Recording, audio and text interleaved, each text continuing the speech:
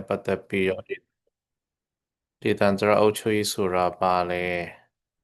ဒေသန္တရအုပ်ချုပ်ရေးကဘာတွေလိုအပ်တာလဲ standard local government ဒီစံချိန်မီပေါ့မြန်မာလိုဆိုရင်စံချိန်မီဒေသန္တရအုပ်ချုပ်ရေးပုံစံ structure ကပါလဲဆိုတဲ့ဟာတွေကျွန်တော်တို့ပြောကြတယ်ဒေသန္တရအစိုးရဆိုတာပြည်သူနဲ့အနီးဆက်ဆုံးမှာရှိတယ်ပြည်သူတွေရဲ့ဒေသန္တရအုပ်ချုပ်ရေးရဲ့ policy ကပြည်သူတွေပေါ် impact အကျိုးသက်ရောက်မှုအမြင့်ဆုံးမှာလည်းရှိတယ်ဒေသန္တရအုပ်ချုပ်ရေးဆိုတာပြည်သူတွေနှိပ်စတူကဒီလိုအပ်ချက်တွေဒီတခုခုဆိုရင်ပြည်သူနဲ့အနီးဆက်ဆုံးမှာရှိပြီးတော့24နာရီပေါ့အချိန်မီအကြောင်းကြားလက်သွဲလှုပ်ဆောင်လို့ရတဲ့အစိုးရရဲ့အစိပ်ပိုင်းတစ်ခုဖြစ်တယ်ဆိုတဲ့ဟာကြားတယ်ပြီးရင်ဒေသန္တရအုပ်ချုပ်ရေးနဲ့ပတ်သက်ပြီးတော့နာမည်မျိုးမျိုးရှိတယ်စကားလုံးမျိုးမျိုးရှိတယ်ကိုယ်အနေနဲ့ကိုယ့်နဲ့ပတ်သက်တာကိုယ်နဲ့ရင်းတဲ့စကားလုံးလည်းရှိမယ်တချို့ဟာတွေကြတော့ကိုယ့်အတွက်စိမ့်နေသေးပေမဲ့တအားကြီး concept ကမကွာဘူးနိုင်ငံတကာမှာနာမည်ခေါ်ဝေါ်မှုအမျိုးမျိုးရှိတယ်ဆိုတာလည်းသိထားဖို့လိုတယ်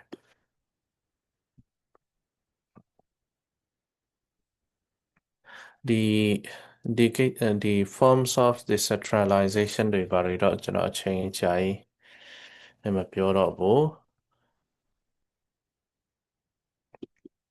ဒီဟာလည်းနည်းနည်းPowerPoint မှာပဲကျွန်တော်ပေးလိုက်ပါတော့မယ်အမြန်ချင်တဲ့အခါကျတော့တချို့ပိုရေးကြီးတဲ့ဆွေးနွေးစရာတွေရှိတော့ Okay ဒီစိတ်ပိုင်းတွေကရှင်းပြနားလည်ရတော့မခက်ဖို့တိုင်းမရှင်းပြဖို့လိုမယ်။ဘာဖြစ်လို့ဒေသန္တရအစိုးရလိုအပ်တာလဲ။ဘာဖြစ်လို့ကျွန်တော်တို့ဒီလိုမျိုးတကူတကတည်နေရတာလဲ။ဆိုရင်မြန်မာအနေအထားနဲ့ဆိုရင်တော့ကျွန်တော်လည်းဒီတော်လိုင်းမှာတနိုင်ဆုံးလေ့လာတယ်။ထဲထဲဝင်ဝင်ဒီလေ့လာနိုင်တလောက်လေ့လာဖြစ်တဲ့အခါကျတော့ဒီတန်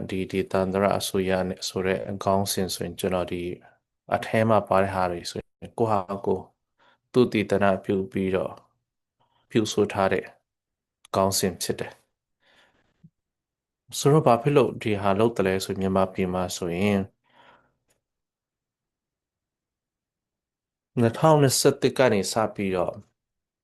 ဒေါ်လာရင်းတွေစကြတယ်2000အထူးသဖြင့်2020နောက်ပိုင်း2023လောက်ကနေစပြီးတော့နေမီထိန်ချုံမှုတွေဒေါ်လာရင်းဖွဲ့တွေကအထိုက်အလျောက်ရရှိလာကြတယ်အရင်တော့မရစဖို့မကြုံစဖို့2023 2024လောက်မှဆိုရင်ဒီကိုပိုင်အုပ်ချုပ်ရေးဆိုတာထက်ဆိုင်တော့ဒီတန်တရာအဆင့်မှာအုပ်ချုပ်ရေးတွေထူထောင်ကြတယ်ပြည်သူအုပ်ချုပ်ရေးတွေလည်ပတ်နေကြတာတွေ့ရတယ်ပြဿနာကပြဿနာတစ်ခုတက်လာတယ်လဲဆိုတော့အဲ့ထဲမှာအုပ်ချုပ်ရေးကျွမ်းကျင်လာပါတယ်ဆိုတဲ့ပုံကိုယ်တွေတယောက်မှမပါတာမဟုတ်တော်တော်မပါဖြစ်တာပါတဲ့လူလည်းရှိမှာပါဒီပြည်သူ့ချုပ်ရေးဆိုတာဘာမှလည်းမသိကြအခြေအနေရအကြောင်းသားတွေကပြည်သူ့ချုပ်ရေးလို့ရတယ်လယ်သမားတွေပြည်သူ့ချုပ်ရေးလို့ရတယ်ပြီးတဲ့အခါကျရင်တော့ကုန်သည်တွေပြည်သူ့ချုပ်ရေးလို့ရတယ်အရင်တော့UUC ပွဲလုပ်တဲ့လူတွေစိုက်ပျိုးရေးလုပ်တဲ့လူတွေတော်လိုင်းထဲဝင်နေတဲ့အခြေအနေရလိုအပ်ချက်ရအုပ်ချုပ်ရေးထဲပါကြတယ်ကျောင်းဆရာတွေလည်းတော်တော်များတယ်ကျွန်တော်သိတဲ့သူတွေဆိုရင်ကျောင်းဆရာလုပ်ရင်းနဲ့ဒါမှမဟုတ်ခရိယန်ဒီချင်းဘက်မှာဆိုရင်ကျန်းစာကျောင်းတွေတက်ပြီးတော့ပါစတာလုပ်တဲ့လူတချို့ဒီတန်တရာအုပ်ချုပ်ရေးထဲမှာပါလာတာတွေရှိတယ်ဆိုတော့အဲ့ဒီမှာဒီတန်တရာအုပ်ချုပ်ရေးကတော့လုပ်နေကြတယ်ကိုယ့်ရဲ့အခြေအနေကိုယ့်ရဲ့ဒီသားအခြေအနေရလုံနိုင်သလောက် တဆွမ်းတလောက်ညံမီတလောက်လောက်ကြတာအားရစရာလည်းကောင်းသလိုတစ်ဖက်မှာ equip လုပ်ဖို့လိုနေသေးတယ်ဒီပုဂ္ဂိုလ်တွေစနစ်တကျဒီတန်တရာအုပ်ချုပ်ရေး run နိုင်အောင်ပြည်သူတွေရဲ့ကိုယ့်ရဲ့ထိန်းချုပ်နယ်မြေမှာရှိတဲ့ပြည်သူတွေလိုအပ်ချက်တွေကိုယ်ငြိဖြည့်ဆည်းပေးနိုင်အောင်အများကြီးထပ်ကြိုးစားဖို့လိုနေသေးတယ်ဆိုတာလည်းမြင်ရတယ်။တော့ဒါမြန်မာပြည်ရဲ့ context ဖြစ်တယ်။အဲ့ဒီရဲ့အချက်ကြောင့်ဒေသန္တရအုပ်ချုပ်ရေးဆိုတာလေ့လာသင့်တယ်ဖော်ဆောင်သင့်တယ်ပြုပြင်မွမ်းမံသင့်တဲ့အရာဖြစ်တယ်။ဒါဆိုရင်မြန်မာပြည်ကတော့ဒီပြိပခါဖြစ်ပွားတဲ့နိုင်ငံရဲ့အခြေအနေကြောင့်ဒီ LG ပေါ့ local government လိုအပ်မှုတွေ capacity လွှမ်းမိုးတွေပြောပြီးသွားပြီအထူးသဖြင့်ရေဘူးရဘယ်နိုင်ငံမှာမဆိုဘာဖြစ်လို့ဒီတန်တရာအုပ်ချုပ်ရေးဒီတန်တရာအစိုးရလိုအပ်တယ်လဲဆိုတဲ့အရာကျွန်တော်တို့ဆွေးနွေးဖို့ဖြစ်မယ်နံပါတ်1ကတော့အခြေခံဥပဒေရဲ့ပေးထားချက်ရအခြေခံဥပဒေရဲ့တောင်းဆိုချက်ရဖြစ်တယ်ဆိုပြီးရေးထားတယ်အဲ့ဒီမှာခုကနေကြိုင်လဲ slide တစ်ခုမှကျွန်တော်ပြဖို့ရှိတယ်နိုင်ငံတချို့မှာဆိုရင်ဒီတန်တရာအစိုးရမဖြစ်မနေရှိဖို့ဆိုတဲ့ဟာကိုအခြေခံပြည်ထောင်စုအခြေခံဥပဒေမှာကိုကတို့ထည့်သွင်းရေးဆွဲထားတယ်ထည့်သွင်းရေးဆွဲထားတဲ့အခါကျတော့ဘယ်သမ္မတပဲတက်တက်ဘယ်ပြည်နယ်ဝန်ကြီးချုပ်ပဲတက်တက်ပြည်နယ်ဆိုတဲ့ဟာကပြည်နယ်တိုင်းတာမှာတခါတလေပြည်နယ်ဝန်ကြီးချုပ်တွေဒါမှမဟုတ်ပြည်နယ်ဂါဗနာအုပ်ချုပ်ရေးမှူးတွေကစဉ်းစားတတ်ရင်အမျိုးမြင်ရှိရင်ဒေသန္တရအစိုးရထောင်တယ်အမျိုးမျိုးမရှိတဲ့ပြည်နယ်ဝန်ကြီးချုပ်တွေကဒေသန္တရအစိုးရကိုမထောင်ဖို့ဆိုတာမျိုးဖြစ်မသွားရလေအောင်အခြေခံဥပဒေမှာကိုကမဖြစ်မနေထဲသွင်းရေးဆွဲထားတဲ့နိုင်ငံတော်တော်များများရှိတယ်။တော့ခင်ဗျားဘာသာခင်ဗျားနိုင်ငံရဲ့မျိုးမြင်ရှိတာတွေမရှိတာတွေစိတ်မဝင်စားဘူး။ခင်ဗျားဘာသာခင်ဗျားသမ္မတဖြစ်ဖြစ်ဝန်ကြီးချုပ်ဖြစ်ဖြစ်စိတ်မဝင်စားဘူး။အခြေခံဥပဒေကိုလေးစားလိုက်နာတယ်ဆိုရင်ဒီတန်တရအစိုးရရဲ့လုပ်ပိုင်ခွင့်ကိုလည်းလေးစားရမယ်ဆိုပြီးတော့အခြေခံဥပဒေထဲမှာကထည့်သွင်းရေးဆွဲထားတဲ့နိုင်ငံတွေရှိတယ်တကယ်လဲတကယ်လဲအတူယူတဲ့အရာဖြစ်တယ်ပြီးတော့အာဏာခွဲဝေမှုရဲ့ counter balance ပြန်လည်ထိန်းညှိမှုအတွက်အမတမအကျိုးရှိတယ်ဆိုတော့အာဏာခွဲဝေမှုဆိုရင် separation of power အာဏာခွဲဝေမှုဆိုရင်အာဏာခွဲဝေမှုနဲ့ပြန်လည်ထိန်းညှိမှုဆိုရင်မျက်စိထဲမှာကျွန်တော်ပုံဖော်စေချင်တယ်အခု sorry lecture ပေးနေတဲ့အချိန်ကျွန်တော်အတန်ကြားနေလိမ့်မယ်ကျွန်တော်အိမ်မှာဒီရာသီဥတုပြောင်းရင်လေအခုကျွန်တော်ငားတဲ့ခန်းရာသီဥတုပြောင်းရင်ဒီတချွတ်ချွတ်မိတတ်တာရှိတယ်ဒီအိမ်အပေါ်ထပ်ကအပါဖြစ်သွားလည်းမသိအဲ့တော့တရေလည်းမဟုတ်ဘူးဘာမှမဟုတ်ဟိုတခြားအကြောင်းလည်းမဟုတ်ပါဘူးလို့အဲ့ဒါလေးခဏလေးပြောပြတာပါဆက်တိုက်မိလာလိမ့်မယ်9မိနစ်တစ်ခါလား10မိနစ်တစ်ခါလားโอเคအာနာခွဲဝေမှုလို့ပြောရင်အာအလျားလိုက်နဲ့တောင်လိုက်ရှိမယ်အလျားလိုက်ဆိုတာကအုပ်ချုပ်ရေးဥပဒေပြုရေးတရားစီရင်ရေးအုပ်ချုပ်ရေးဆိုတာကသမ္မတဝန်ကြီးချုပ်ဥပဒေပြုရေးဆိုရင်လွတ်တော်တရားစီရင်ရေးဆိုရင်တရားသူပြည်ထောင်စုတရားသူကြီးဆိုတဲ့ဟာတွေဖြစ်မယ်လူတွေကအလျားလိုက်တစ်ခုတည်းပဲမြင်တတ်ကြတယ်ဒေါင်လိုက်လည်းရှိတယ်ဒေါင်လိုက်ဆိုတာကပြည်ထောင်စုပြည်နယ်ဒေသန္တရဆိုတော့နိုင်ငံတကာနိုင်ငံမှာဒီလိုမျိုးအာဏာခွဲဝေမှုအလျားလိုက်နဲ့တောင်လိုက်ရှိမှသာလျှင်အာဏာရှင်ကိုကျွန်တော်တို့ကာကွယ်တာလည်းဖြစ်တယ်လို့ပြည်သူတွေရဲ့ရပိုင်ခွင့်တွေပြည်သူတွေရဲ့ဒီအခြေခံခွင့်အရေးတွေကာကွယ်ကိုငြီပြီးတော့ကာကွယ်ပေးတဲ့အပိုင်းလည်းဖြစ်တယ်အဲ့ဒီမှာကျွန်တော်တို့ကဒီနိုင်ငံရေးသဘောတရားစဉ်းစားတိုင်း အခြေခံဥပဒေ constitution တွေ political philosophy တွေပြီးတော့ judiciary philosophy ဒီတရားဥပဒေရဲ့ဒီသဘောတရားတို့ဘာလို့စဉ်းစားတိုင်းအများစုကကျွန်တော်တို့ဒီ US ရဲ့အခြေခံဥပဒေတွေးခေါ်ချက်ကနေပြီးတော့ဆင်းလာတာများတယ်ကျွန်တော်စာရမ်းမှာဆိုရင် US တို့ India တို့ပြီးတော့ဒီ Switzerland တို့အများများလေ့လာထားတော့အဲ့မှာဘာသွားတူညီတယ်လဲဆိုရင်အခြေခံဥပဒေရေးဆွဲတဲ့သူတွေရဲ့စိုးရိမ်တာထဲကကောက်ချက်ချမယ်ဆိုရင်နှစ်ချက်ရှိတယ်တစ်ချက်ကတော့ပြည်ထောင်စုပြိုကွဲမှာကိုတအားကြောက်ကြတယ်အခြေခံဥပဒေရေးဆွဲတဲ့သူတွေအဲ့ဒီအတွက်ကြောင့် US မှာဆိုရင်ဒီခွဲထွက်ခွင့်ခွဲမထွက်ရဆိုတဲ့စကားလုံးလုံးဝမသုံးဘူးခွဲထွက်မှာကြောက်တယ်နော်ဘယ်သူမှဆိုကြောက်တယ်ခွဲထွက်မှာကြောက်တယ်မြန်မာဆိုရလဲကြောက်တယ် US ရဲ့အခြေခံဥပဒေရေးဆွဲတဲ့လူတွေကလည်းကြောက်တယ်အိန္ဒိယအခြေခံဥပဒေရေးဆွဲတဲ့လူကလည်းကြောက်တယ်ဒါပေမဲ့ US ရဲ့ကျွမ်းကျင်မှုတစ်ခုပါလဲဆိုတော့ခွဲမထွက်ရဆိုတဲ့စကားလုံးမရေးထားပဲနဲ့ negative စကားလုံးခွဲမထွက်ရဆိုတဲ့တားမြစ်တဲ့စကားလုံးမလုပ်ပဲနဲ့သူတို့က a more perfect union ပို့ပြီးတော့ပြည့်စုံတဲ့ပြည်ထောင်စုစနစ်တည်ဆောက်ရမယ်ဆိုတော့အခြေခံဥပဒေမှာကပိုပြည့်စုံတဲ့ဆိုတဲ့စကားလုံး more perfect union ရှိကြတဲ့ကခွဲမထွက်တဲ့အပြင်ပိုပြီးတော့ပြည့်စုံတဲ့ပိုပြီးတော့ကောင်းမွန်တဲ့ပိုပြီးတော့အလုပ်ဖြစ်တဲ့ပြည်ထောင်စုစနစ်တည်ဆောက်ရမယ်ဆိုတဲ့သဘောတရားထိရောက်သွားတယ်အဲ့ဒါသိထားဖို့လိုတယ်โอเคခွဲမထွက်ဖို့ကြောက်ကြတယ်ဘယ်သူမဆိုကြောက်ကြတယ်တချို့ကတဲ့ရေးပြီးခွဲမထွက်ရတွေပါရေးမဲ့အစားတကယ်စေတနာရှိတယ်တကယ်တော့ဟောဖြစ်တယ်ဆိုရင်စီယုံစီလုံးတဲ့အနေနဲ့ပို့ပြီးတော့ပြည့်စုံတဲ့ပြည်ထောင်စုတည်ဆောက်ရမယ်ဆိုကြတဲ့စကလုံးမျိုးအဲ့ဒီဘက်ရောက်ဖို့လိုမယ်နောက်တစ်ခုကအဲ့ဒီအခြေခံဥပဒေရေးဆွဲတဲ့သူတော်တော်များများကအခြေခံဥပဒေရေးဆွဲရခြင်းရဲ့အကြောင်းထဲမှာဘာ concept ထဲတွင်ထားတယ်လဲဆိုတော့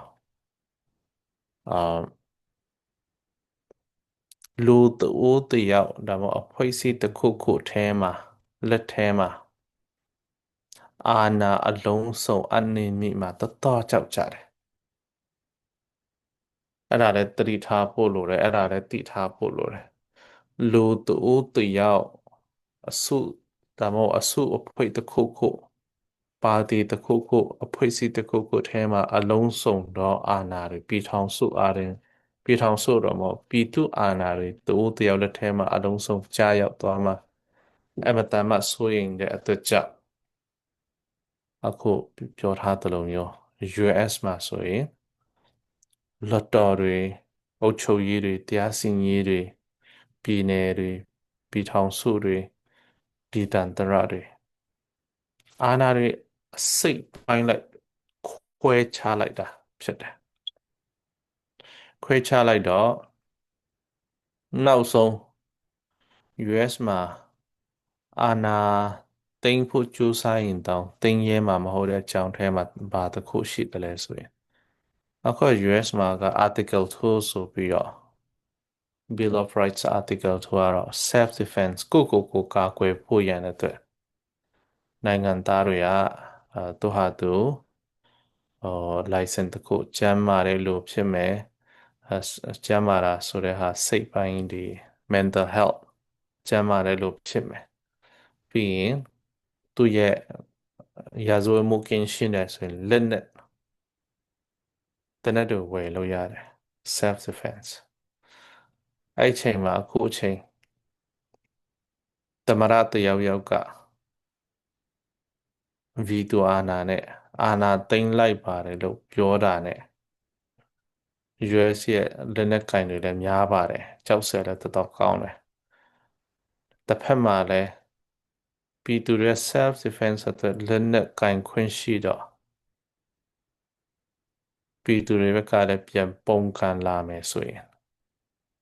အဲ့ဒီသမ္မတရဲ့အာဏာရှင်စနစ်ကတကယ်ဖြစ်လာမဖြစ်လာတော့မပြောတတ်ပေမဲ့တော်တော်ကိုအထိအခိုက်များမဲ့လုပ်ရဖြစ်မယ်မြန်မာပြည်လိုမျိုးဟိုနိုင်ငံဒီနိုင်ငံလိုမျိုးအာလက်နက်မဲ့ပြီးတော့လူတွေကဒီတိုင်းကြီးလမ်းပေါ်ဆန္ဒပြရုံဖြစ်မှာမဟုတ် US ကကိုဟာကို qualify ဖြစ်တယ်ဆိုရင်လူတိုင်းအိမ်တိုင်းလူတိုင်းမှာသူတို့အိမ်တိုင်းမှာလက်နက်ရှိကြတယ်တနက်တွေရှိကြတယ်ဆိုတော့အဲ့လောက်ထိသူတို့ဘာဖြစ်လို့ခွင့်ရပေးတယ်လဲဆိုရင် US လဲဒီအာဗြိတိန်ရဲ့ colonize နဲ့ချက်ချင်းခံခဲ့ရပို့တဲ့အခါကျတော့အဲ့ဒီကနေလွတ်မြောက်ပြီးနောက်ပိုင်းပြည်ထောင်စုတည်ဆောက်ရမှာဆိုရင်သူတို့အရန်ကြောက်လာကြတယ်ဘယင်စနစ်ဖြစ်မှလည်းကြောက်တယ်အာဏာရှင်စနစ်ဖြစ်သွားမှလည်းကြောက်တယ်ပြီးတော့ပြင်ပကနေပြီးတော့ကျူးကျော်စစ်ဖြစ်လာမှလည်းအရန်ကြောက်ကြတော့ခုနပြောထားသလိုမျိုးအလုံးစုံစဉ်းစားပြီးတော့ဒီအခြေခံဥပဒေမှာကိုကโอเคခင်ဗျားဘာသာခင်ဗျား charisma လူတွေတဲချီကြိုက်လောက်အောင်အရန်ချစ်စရာကောင်းနေပေမဲ့လည်းအပြေပါခင်ဗျားလက်ထက်အာဏာမပေးဘူးခင်ဗျားဘာသာခင်ဗျားဘယ်လောက်ပဲရက်စက်ကြမ်းကြုတ်ပေမဲ့ခင်ဗျားလက်ထက်အာဏာပြုတ်မပေးဘူးဆိုပြီးတော့တတ်နိုင်ဆုံးသူတို့အာဏာခွဲဝေထားတယ်ဖြန့်ဝေထားတာဖြစ်တယ်အဲ့ဒါ US ရဲ့အခြေခံဥပဒေရဲ့နှစ်သာရထဲမှာပါတယ်ခုနပြောထားသလိုမျိုးဟောဒီမိုကရေစီစနစ်နဲ့ညီတဲ့စံနှုန်းနဲ့ညီတဲ့အခြေခံဥပဒေတော်တော်များများတော့ဒီခုနပြောထားသလိုပါပဲအာဏာကိုအတတ်နိုင်ဆုံး limit and constraint လုပ်ချခြင်းဖြစ်တယ်အဲ့ဒါသိထားဖို့လိုတယ်အာအခုဆိုရင်โอเคအဲ့လောက်ဆိုရင်တော့ဥပမာလည်းထပ်ပြီးဆရာမလို့တော့ဟုတ်တယ်ဆိုတော့ဘာဖြစ်လို့ဒီတန်ត្រအစိုးရလိုအပ်တယ်လဲဆိုရင်ခုနပြောထားသလိုမျိုးအခြေခံဥပဒေထဲမှာရေးဆွဲထဲတွင်ထားတယ်ဆိုရင်ဒီအာဏာခွဲဝေမှုရဲ့အပြန်အလှန်ထိန်းညှိမှုကပို့ပြီးတော့တိုင်းပြည်အတွက်အကျိုးရှိမယ်ဆိုပြီးတော့အခြေခံဒီတန်ត្រအစိုးရကိုတည်ထောင်ရခြင်းဖြစ်တယ်ပြီးတော့တတိယကတော့ထပ်ထပ်ရှင်းပြနေစရာတော့မလိုပါဘူး bring government closer to community အစိုးရဆိုတဲ့ဟာကိုမျက်စိထဲမှာမြင်ရောင်တာနဲ့မိုင်ပေါင်း6000 9000ဝေးကွာတဲ့ဝေးလံတဲ့နေရာမှာရှိတဲ့အိမ်တော်ထဲမှာထိုင်နေတဲ့ပုဂ္ဂိုလ်မမြင်ရောင်ပဲနဲ့ဩအစိုးရဆိုတာအာကိုယ့်ရဲ့အရေးကြီးကိစ္စတွေနေစတူကအရေးပေါ်ကိစ္စတွေကိုကိုယ်ငြိဖြေရှင်းပေးမှာကငါရဲ့အိမ်နီးချင်းမှာရှိတဲ့အိမ်နာကရက်ကွက်ကလူတွေရွေးထားတဲ့ပုံကိုပါလားဆိုတဲ့ခံစားချက်ဆိုတဲ့အမှန်တရားခံစားချက်တခုထဲမှာအမှန်တရားဖြစ်မြောက်လာအောင်ဒီတန်ត្រအစိုးရကအကူအညီပေးတယ်သူ့ဘာသာသူအလုပ်ဖြစ်တာမဖြစ်တာတစ်ပိုင်းအဲ့ဒါလူပုဂ္ဂိုလ်ရဲ့ကြွန့်ကျင်မှုပေါ်မှာပဲမူတည်မယ် concept ကတော့ပြည်သူနဲ့အနည်းဆုံးမှာပြည်သူတွေရဲ့အနီးကပ်ဆုံးမှာနေတဲ့အစိုးရဖြစ်တယ်အဲ့ဒီအတွက်ကြောင့်ဒီသင်တန်းတက်လာတဲ့လူတွေဒီ class ယူတဲ့လူတွေလည်းတနည်းတစ်ဖုံဒီတန်ត្រအစိုးရမှာပါတယ်ဆိုရင်ပြန်မေးဖို့လိုတာအနီးနားမှာရှိတဲ့ပြည်သူတွေကိုယ်တကယ်အကူငယ်လာယုံကြည်ကြည်နဲ့အကူငယ်လာတောင်းတဲ့အဆင့်လာဒါတော့ကိုကအခွန်လေးပဲအခွန်ကောက်ပြီးတော့အာနာပြီးအောင်အဆင့်လာဆိုကိုပြန်ပြီးတော့ဆန်းစစ်ဖို့လိုတယ်အဲ့မတမ်းမှအရေးကြီးတယ်ပြည်သူတွေရဲ့ဒီ service ဝန်ဆောင်မှုပိုင်းမှာတကယ်အကူအညီပြီးဖြစ်တယ်လို့အသုံးချတယ်လို့ဖြစ်သလားပေါ့အဲ့ဒါအရေးကြီးတယ်ပြီးရင်နံပါတ်၄ကဒီတန်ត្រအစိုးရရှိခြင်းအဖြစ် ဒီမိုကရေစီရဲ့ရေရှည်တည်တံ့မှုနဲ့အောက်ခြေခိုင်မှုကိုပို့ပြီးတော့ခိုင်မာစေတယ်ဒီမိုကရေစီရေရှည်တည်တံ့မှုဆိုတာခုနပြောထားသလိုမျိုးအခြေခံဥပဒေအားဖြင့်အခွင့်အာဏာတွေအပိုင်းပိုင်းခွဲလိုက်တဲ့အခါကျတော့ဒီမိုကရေစီကပို့ပြီးတော့ရှင်သန်စေတယ်ဒီမိုကရေစီရဲ့ကျင့်စဉ်ဖြစ်တဲ့တန်ဖိုးထားတဲ့လွတ်လပ်စွာဖော်ထုတ်ပိုင်ခွင့်လွတ်လပ်စွာစုယုံပိုင်ခွင့်လွတ်လပ်စွာရေးသားပိုင်ခွင့်လွတ်လပ်စွာကိုးကွယ်ခွင့်ဆိုတဲ့ဟာတွေကဒီတန်တရာအစစ်အမှန်ကိုကျွန်တော်တို့စနစ်တကျဒီတန်တရာအစိုးရကအာမခံပေးထားနိုင်တယ်ဆိုရင်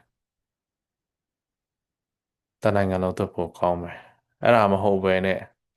ဒီတန်တရာအစစ်အမှန်လယ်မီတွေမတရားသိမ်းပိုက်တယ်ဒီဒီတောတွေတစ်တောတွေမတရားဒီအာဏာရှိတဲ့သူတွေကတစ်တောတွေမတရားကိုတိမ်းထားတာတွေရှိမယ်ဆိုရင်ရှိပြီးတော့ပြည်ထောင်စုအရေးမှလောက်မှာပဲဟိုနိုင်ငံဒီနိုင်ငံနဲ့တန်တမာဆက်ဆံရေးကိစ္စလောက်မှာပဲဆန္ဒပြခွင့်ပေးထားတာမျိုးဖြစ်တယ်ဆိုရင်တော့ဒါဒီမိုကရေစီစနစ်အတွက်မကောင်းဆိုတော့ဒီတန်တဲ့အစိုးရကသူရဲ့အနေဆုံးမှာရှိပြည်သူတွေရဲ့အခြေခံခွင့်အရေးတွေကိုအာမခံပေးထားတယ်ဆိုရင်အဲ့ဒါတော့ဒီ indirectly ပြည်ထောင်စုတစ်ခုလုံးရဲ့ဒီမိုကရေစီထိန်းသိမ်းရာရောက်သွားခြင်းဖြစ်တယ် sustainable အောက်ခြေခိုင်တယ်ပြီးတော့ effective participation ပါထိရောက်တဲ့ပါဝင်မှုကိုအားပေးတယ်ဒီတန်တရာအစိုးရရှိခြင်းအပြင်အမျိုးသမီးတွေလူငယ်တွေဒါမှမဟုတ်လူတန်းစားပေါင်းစုံကနိုင်ငံရေးမှာငါလဲပါဝင်လို့ရပါလားနိုင်ငံရေးမှာတတောင်းတနေရာမှာပြည်ထောင်စုတည်ဆောက်ရေးမှာထိထိရောက်ရောက်ငါလဲပါဝင်ခွင့်ရှိပါလားဆိုတဲ့အရာပိုသိလာမယ်10တန်းမရောက်တဲ့လူတစ်ယောက်ကတကယ်ကျူးဆန်သမရဖြစ်နိုင်ပါတယ်မဖြစ်နိုင်ဘူးလို့လုံးဝမဆိုလိုဘူးဒါပေမဲ့ဖြစ်ဖို့တအားခဲရင်တယ်သူ့ဘာသာတော့ဘလောက်ပဲဉာဏ်ကောင်းနေဖြစ်ပါစေအတွေ့အကြုံများတွေဖြစ်ပါစေဒီ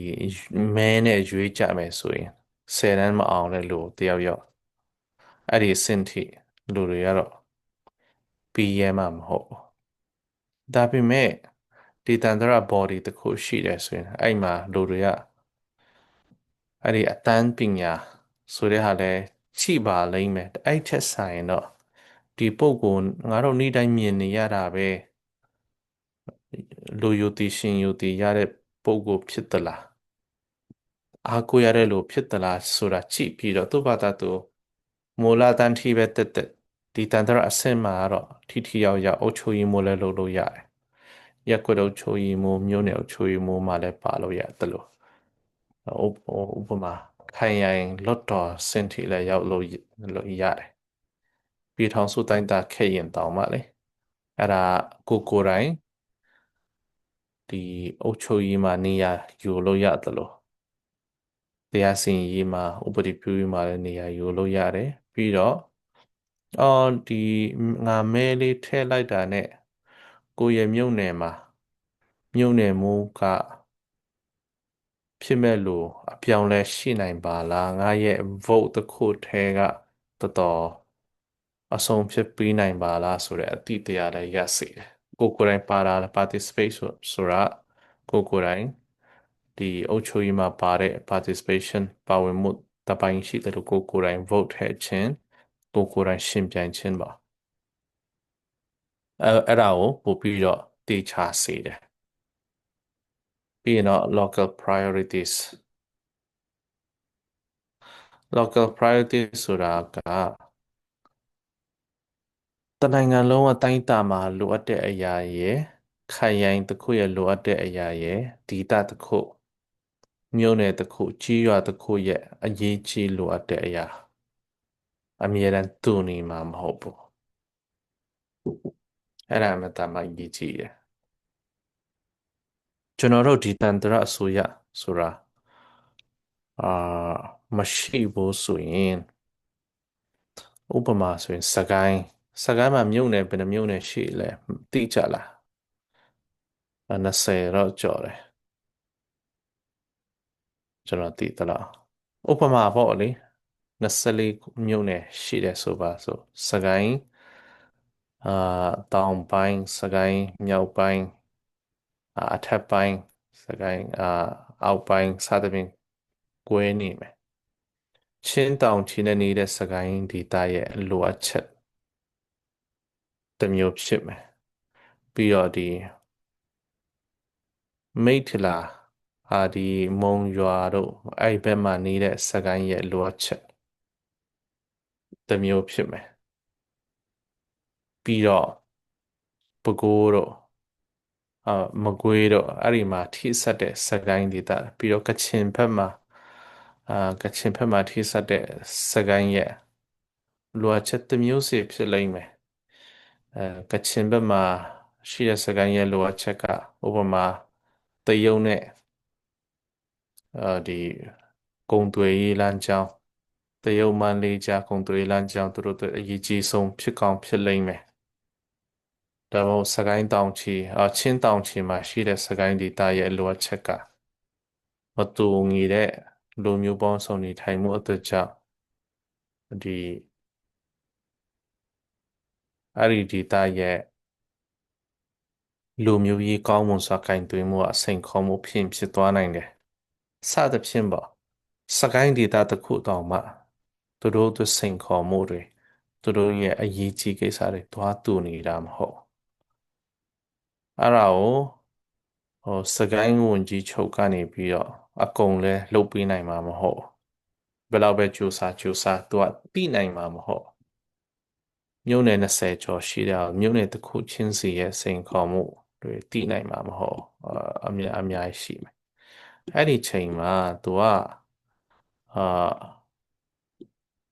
စူပါမင်းတွေလုတ်ပြတ်မနေပဲနဲ့မင်းသားကြီးလုတ်ပြတ်မနေပဲနဲ့โอเคမင်းတို့ရဲ့မြို့နယ်မိုးတွေဒီတန်တရာအုပ်ချုပ်ရေးမိုးတွေကိုအခြေခံဥပဒေကလုပ်ပိုင်ခွင့်ရှိထားတယ်အဲ့ဒီဟာတွေကိုဝန်ကြီးချုပ်တော်အနေနဲ့အပြည့်အဝထောက်ပံ့ထားမယ်အဲ့ဒီအခြေခံဥပဒေလေးစားပြီးတော့ဒီဟာသွေးကြောကိုငါလုပ်ပိုင်ခွင့်ပေးထားမယ်ကိုယ့်ဘာသာကိုအဲ့ဒီကိုယ့်ရဲ့ဒီသားရဲ့အရေးပေါ်အရေးကြီးလိုအပ်ချက်တွေအမြန်ဆောင်ရွက်ကြဆိုပြီးတော့လုပ်ပိုင်ခွင့်ပေးလိုက်တဲ့ဆိုရင်ဒီစကိုင်းရဟာတနိုင်ငံလုံးပြည်ထောင်စုသမ္မတလုံးမပေးနိုင်တဲ့မစင်စားပေးနိုင်တဲ့ဟာတွေဒီသန္တရအစိုးရတွေကအလုပ်ပိုင်ခွင့်ရှိလာတယ်ဆိုရင်လုပ်ပိုင်ခွင့်အများကြီးထိရောက်မယ်အခုကတော့သူ့ရဲ့လိုအပ်ချက်အကြောင်းပြောရင်းနဲ့ဖြစ်လာတာပါတစ်ဖက်မှာလည်းအာnegative side လည်းရှိတယ်များတော့အဖြစ် negative side နှစ်ခုပြောပြချင်တယ်ဒီထဲမှာတော့မရေးထားပါဘူးတတိယတော့ပါပထမကတော့ဒီလိုလုပ်ခြင်းအဖြစ်အာဏာရှင်နိုင်ငံလိုမျိုးမြန်မြန်ဆန်ဆန်လုပ်လို့မရအောင်ကိစ္စတွေအာဏာရှင်နိုင်ငံတွေကဖုန်းတစ်ခါစိတ်ယုံနဲ့တနိုင်ငံလုံးအပြောင်းလဲလုပ်လို့ရတယ်စာတစ်ကြောင်းရေးလိုက်တာနဲ့တနိုင်ငံလုံးပြောင်းလဲလုပ်လို့ရတယ်ဒါပေမဲ့အာဏာတွေခွဲဝေထားတဲ့နိုင်ငံတွေကလွတ်တော်မှာဆွေးနွေးရတယ်ဥပဒေပြဋ္ဌာန်းရတယ်အခြေခံဥပဒေရဲ့လုပ်ပိုင်ခွင့်တွေလည်းကြည့်ရတယ်ဘယ်လောက်ထိလုပ်ပိုင်ခွင့်ရှိသလဲကြည့်ရတယ်စိတ်ရှိရတယ်အာဏာရှင်တယောက်က10 မိနစ်နဲ့ပြီးတဲ့အလုပ်ကိုလွတ်တော်မှာ2 နှစ်ကြာသွားနိုင်တယ်ဆိုတော့ speedy လင်မြန်မှုကတော့နည်းနည်းမကျွမ်းကျင်ဘူးဆိုရင်ဒီသဘောဒီစီလုံးမှုမရှိတဲ့ကိုကျိုးပဲကြီးတဲ့နိုင်ငံတွေမှာဆိုရင်တော့ပိုချမ်းကြတယ်တခုခုအလုပ်ပြီးဖို့ဆိုတာပိုချမ်းကြတယ်အဲ့ဒါတခုအားနည်းချက်တခု နောက်အားနည်းချက်တစ်ခုကပါလဲဆိုတော့အဆိုးဘက်ကနေကြည့်မယ်ဆိုရင်တော့ corruption ပုံများလာမယ်ဟိုဒီရွာသားတွေလယ်သမားတွေကဥပဒေအကြောင်းလည်းနားမလဲတော့အခြေခံဥပဒေမှာကွယ်သူ့မှာအပြည့်အဝလုပ်ပိုင်ခွင့်ရှိထားတဲ့ဟာကိုမသိဘဲနဲ့ရက်ကွက်တကြီးစီမှာကြီးရွာတကြီးရက်ကွက်တော့ချူရီမိုးစီမှာတခုခုဆိုရင် free သွားပြိုလို့ရတာ哦1000 50003000သွားပေးရတယ်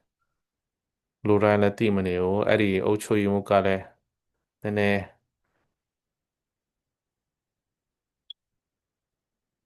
ဟန်ဟန်တာများတယ်ဥပမာနည်းနည်း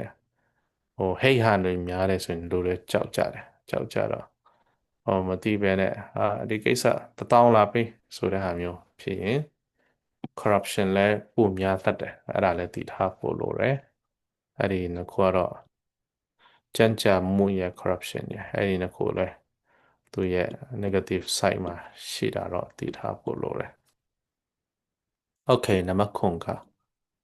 ensure political administration တာဝန်မှုတာဝန်ယူမှုတာဝန်ခံမှုပို့ပြီးတော့ရှင်းလင်းလာတယ်အဲ့ဒါလည်းအများကြီးတော့အချိန်ပေးပြီးတော့ရှင်းပြနေစရာမလိုဘူးဘာကိုဆိုလို့တလဲဆိုတော့ပြောထားသလိုမျိုးဒီတန်တရာအုပ်ချုပ်ရေးမှာကိုကမကြိုက်တော့ဘူး Okay ဒီလိုတော့အစပြောတော့ဟုတ်သလိုလိုနဲ့အာတကယ်နေရာရတာရောပြဿနာတော်တော်ရှာပါလားဒါမှမဟုတ်ဒီကိုကြီးကျင့်စရိတတော်တော်ဆိုးရွားပါလားတော်တော်လက်ပေးလက်ယူတွေ abuse of power အလွဲသုံးစားမှုတွေတော်တော်များပါလားဆိုရင်အောင်အင်းနေဆရာမလိုဘူးလေလွတ်တော်တင်ပြပြီးတော့လွတ်တော်နေ pass ဖြစ်တယ်ဆိုရင်သူပြန်ဖြုတ်လို့ရတယ်စသဖြင့်ပေါ့ဒါမှမဟုတ်နှစ်တစ်ခါရွေးကောက်ပွဲရှိတယ်ဆိုရင်နောက်နှစ်သူထပ်ပြိုင်လို့မရအောင်တားလိုက်ပေါ့ဆိုတဲ့ဟာမျိုးဒီဒေသန္တရအစိုးရရှိခြင်းအပြင်အများကြီးထိရောက်တယ်ဒေသန္တရအစိုးရဒီမိုကရေစီစနစ်တကျဒေသန္တရအစိုးရတက်မလာအောင်ဆိုရင်ဘာအနေရရှိတယ်လဲဆိုတော့ဒေသန္တရအစိုးရတော့ရှိမယ်စစ်အာဏာရှင်တယောက်ယောက်အုပ်ချုပ်မှုအောင်ပါရှိမယ်ဆိုရင်သူသဘောကျတဲ့သူယုံကြည်ရတဲ့သူ့ပေါ်တစ္ဆာခံတဲ့လူပုဂ္ဂိုလ်တယောက်သူခန့်လိုက်မယ်ခန့်လိုက်မယ်โอเคငါအာဏာမဆုံးရှုံးမချင်းခင်ဗျာဆင်းနေစရာမလိုဆိုပြီးတော့10နှစ်တွေနှစ်ပေါင်း20တွေအဲ့ပုဂ္ဂိုလ်ကအုပ်ချုပ်လို့လည်းရတယ်။ဒါပေမဲ့ဒီဒေသန္တရဒီမိုကရေစီနည်းကျဒေသန္တရအုပ်ချုပ်ရှိခြင်းအဖြစ်မကြိုက်ရင်ဆန္ဒပြမကြိုက်ရင်ဥပဒေနဲ့ငြိပြန်ဖြုတ်မကြိုက်ရင်ရွေးကောက်ပွဲမှာမဲထပ်မပေးနဲ့ဆိုတဲ့ဟာမျိုးနဲ့ accountability တည်ဆောက်ရတယ်။ပြီးတော့ effective delivery of service ဒါတော့ခုနကျွန်တော်ကြန့်ကြာတယ်ဆိုတဲ့ဟာရဲ့ပြောင်းပြန်ဖြစ်တယ်ဒါလူပုဂ္ဂိုလ်ပေါ်မှာမူတည်တယ်ဒီအာနာလုတ်ပိုက်ခွင့်တွေသူ့မှာတီချာချာတီတန့်စီခွဲထားပြီးသားဆိုတော့အဲ့ဒီပုဂ္ဂိုလ်ကတကယ်တာလုတ်ပိုက်ခွင့်ရှိတယ်တကယ်တာကျွမ်းကျင်တယ်ဆိုရင်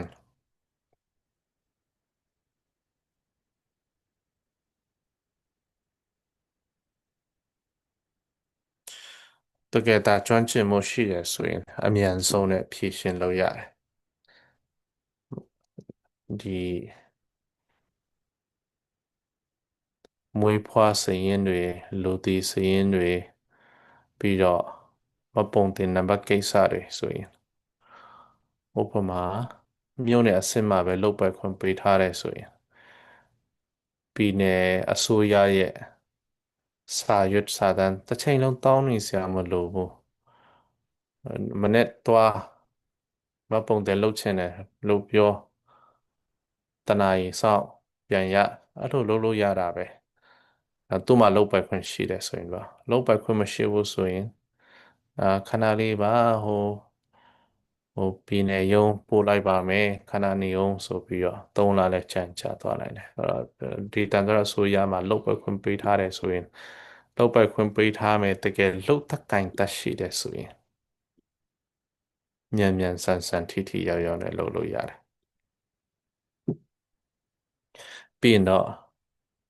ဒီနံပါတ်2နဲ့လည်းတူတယ်နံပါတ်9ကတော့ decentralization နံပါတ်2ရဲ့နံပါတ်1အထူးသဖြင့်1နဲ့နံပါတ်9နဲ့အတူတူပဲသူ့မှာဒီတန်ត្រရှိခြင်းအပြင်အခြေခံဥပဒေမှာဒီတန်ត្រရှိခြင်းကိုအတိမပြုထားခြင်းအပြင်အာဏာဖြေလျှော့မှုပို့ပြီးတော့ကာကွယ်စေတယ်အာဏာဖြေလျှော့မှုကိုပို့ပြီးတော့ခိုင်မာစေတယ်ဒီတိုင်းပဲဒီပါတီက2 နှစ်လောက်အာဏာရလိုက်လို့ဒီတန်ត្រအစိုးရထူထောင်နိုင်တယ်ဒီပါတီထွက်သွားရင်ဒီတန်ត្រအစိုးရဆိုတာမရှိတော့ဘူးဆိုတဲ့အခြေအနေမျိုးဖြစ်မသွားဘူးခြေခံဥပဒေမှာအာမခံထားတယ်ဆိုရင်ဒီအာဏာခွဲဝေမှုလုပ်ပိုင်ခွင့်တွေကိုဒီတန်ត្រအစိုးရသူ့ဟာသူကာကွယ်ထိန်းသိမ်းထားတယ်ပြီးတော့ process of economic growth အဲ့ဒါလဲနံပါတ်6နဲ့လဲဆက်ဆက်မှုရှိတယ်ဒီနေရာဒီဒေသမှာဘာထွက်နိုင်တယ်လဲဒီနေရာဒီဒေသမှာဘယ်လိုဈေးကွက်လုပ်မယ်ဆိုရင်စီးပွားရေးတက်တယ်လဲဆိုတော့ဒီတက်ခါနဲ့အတိဆုံးဖြစ်တယ်ဆိုတဲ့အခါကျတော့တကယ်ကျွမ်းကျင်ပိုင်နိုင်စွာစဉ်းစားတတ်တယ်ဖော်ဆောင်တတ်တယ်ဆိုရင်ကိုယ့်ရဲ့ဒေတာစီးပွားရေးလည်းတက်လို့ရတယ်ဒီ class မှာကျွန်တော်ပြောဖို့လားမသိကျွန်တော်ဒီ subject နဲ့ပတ်သက်ပြီးမကြာခဏအာ lecture ပေးဖို့တော့ဥပမာတစ်ခုပြောဖို့တယ်အဲ့ဒီဥပမာကမြန်မာပြည်မှာလည်းရှိတယ်ဒါပေမဲ့ပို့ပြီးတော့အခုဒီ class တက်လာတဲ့လူတွေမျက်စိထဲမှာပုံမြင်အောင်လုပ်ရအောင်ပို့ပြီးတော့စဉ်းစားလို့ရအောင်ကျွန်တော်ပြန်ပြီးတော့ပြောချင်တယ်အဲ့ဒါကျွန်တော်ဖိလစ်ပိုင်မှာကျောင်းတက်တုန်းကဖိလစ်ပိုင်မှာကျောင်းတက်တာရဲ့ဂျပန်မှာကျောင်းတက်တဲ့ဥပမာနှစ်ခုပေးလိုက်မယ်ရိုးရိုးလေးပါထူးထူးဆန်းဆန်းမဟုတ်အတိုင်းပဲပြန်ပြီးတော့အားပေးချင်တယ်ကိုယ့်ဟာကိုယ် brainstorm လုပ်စီချင်တယ်ဖိလစ်ပိုင်မှာကျောင်းတက်တော့ဆိုရင်ကျွန်တော်ဘာဂီယိုမှာတက်တော့ဘာသာရေးကျောင်းတော့မဟုတ်ကျွန်တော်တက်တော့ development management ဖွံ့ဖြိုးတိုးတက်မှုစီမံခန့်ခွဲရေးပေါ့အဲ့မှာတက်တော့အဲ့ဒီကျွန်တော်ရဲ့မြို့နယ်မေယာပေါ့မြန်မာလိုဆိုရင်တော့စီပင်ဥက္ကဋ္ဌပေါ့တကယ်တော့စီတီမေယာအုပ်ချုပ်ရေးမှူးပါပဲမြို့နယ်အုပ်ချုပ်ရေးမှူးကတနေ့မှတစ်ခါသူယဉ်ကျေးမှုပွဲတစ်ခုလုပ်ပြီးတော့တပတ်လောက်လမ်းမကြီးကိုပိတ်ထားလိုက်တယ်နေ့လယ်ပိုင်းပုံမှန်သွားလာတယ်9 နာရီလောက်ဆိုရင်အကုန်တန်းပိတ်အဲ့မှာဒီဒေတာပေါင်းစုံအလိုတွေကဈေးရောင်းဖို့လာကြတယ်အဲ့ဒီမြို့ကလူတွေလည်းဈေးရောင်းကြတယ်ပြီးတော့စွမ်းရည်ပြပွဲတွေလည်းရှိတယ်လုံးဝစီစီကားကားပဲဟိုနားမှာ stage show ဒီ rock သမားတွေ stage show ရှိတယ်ဟိုနားလောက်မှာလူငယ်ဖန်းသမားတွေရှိတယ်ဟိုမှာK-pop သမားတွေရှိတယ်ပြီးတော့ဟိုနားမှာကစားပေါင်းစုံပေါ့လေပြီးတော့စားစရာတွေကိုရီးယားဘာဘီကျူတွေရှိတယ်ဆူရှီတွေလည်းရောင်းကြတယ်ဘီယာစသဖြင့်အကုန်ပိတ်ပြီးလုပ်လိုက်တော့ဒေသခံတွေလည်းပျော်စရာလည်းကောင်းတယ်သူတို့စိတ်ချင်းချက်မှုတွေအဲ့ချိန်တော့နည်းနည်းစောင်းရည်ဝင်ခါစားဆိုတော့လဲဟိုဟာပျော်စရာကောင်းတာပေါ့လေအသားလေးမအေးသေးဘူးတို့ရတိတူလည်းကောင်းတယ်အဲ့ဒီနေရာကိုလာဖို့ဟို second hand အင်ဂျီတွေလည်းရောင်းအဲ့ဒီနေရာလာဖို့တခြားမျိုးကားတွေလည်းလာချစသဖြင့်အဲ့လိုလုပ်လိုက်တော့စီးပွားရေးတော်ဝင်ငွေတော်ထွက်လာတယ်ပတ်စံတကယ်သုံးဖို့လာကြတယ်လို့အဲ့ဒါကြောင့်ပဲအဲ့ဒါဥပမာတစ်ခုလေးပါပဲအဲ့ဒါကြောင့်ပဲ World Cup တို့ဘာတို့ Olympic တို့အင်ရှင်သာလှုပ်ချင်နေကြတာအဲ့ဒါတွေကဥပမာသူများစီမှာပဲဖြစ်ဖို့ဆိုတာမစင်စားပဲကိုယ်စီမှာလည်းဒီတန်တရတာဝန်ခံတဲ့ဟာငါတို့စီမှာလည်းဖြစ်နိုင်ပါလား ဆိုတာစဉ်းစားဖို့လိုတယ်အဲ့လိုလုပ်ချင်အပြင်လူတွေလည်းပြောတယ်သူတို့စိတ်ထွက်ပေါက်လည်းရတယ်လူငယ်တွေလည်းစွမ်းရည်ပြလို့ရတယ်စီးပွားရေးသမားတွေလည်းရောင်းလို့ရတယ်အာအခွန်တွေဆိုင်တစ်ဆိုင်အခွန်ဘယ်လောက်ဆိုပြီးကောက်လိုက်တော့လဲသူတို့အုပ်ချုပ်ရေးကလည်းခွန်ရသွားတယ်ငါတို့စီမှာလည်းဖြစ်နိုင်တယ်ဆိုတဲ့ဟာကိုစဉ်းစားစေချင်တယ်ပြီးတော့အဲ့ဒါမြို့နယ်အဆင့်ပေါ့အခုကျွန်တော်ဂျပန်မှာကျောင်းတက်တော့ကျွန်တော်တက္ကသိုလ်ကဂျပန်ဟို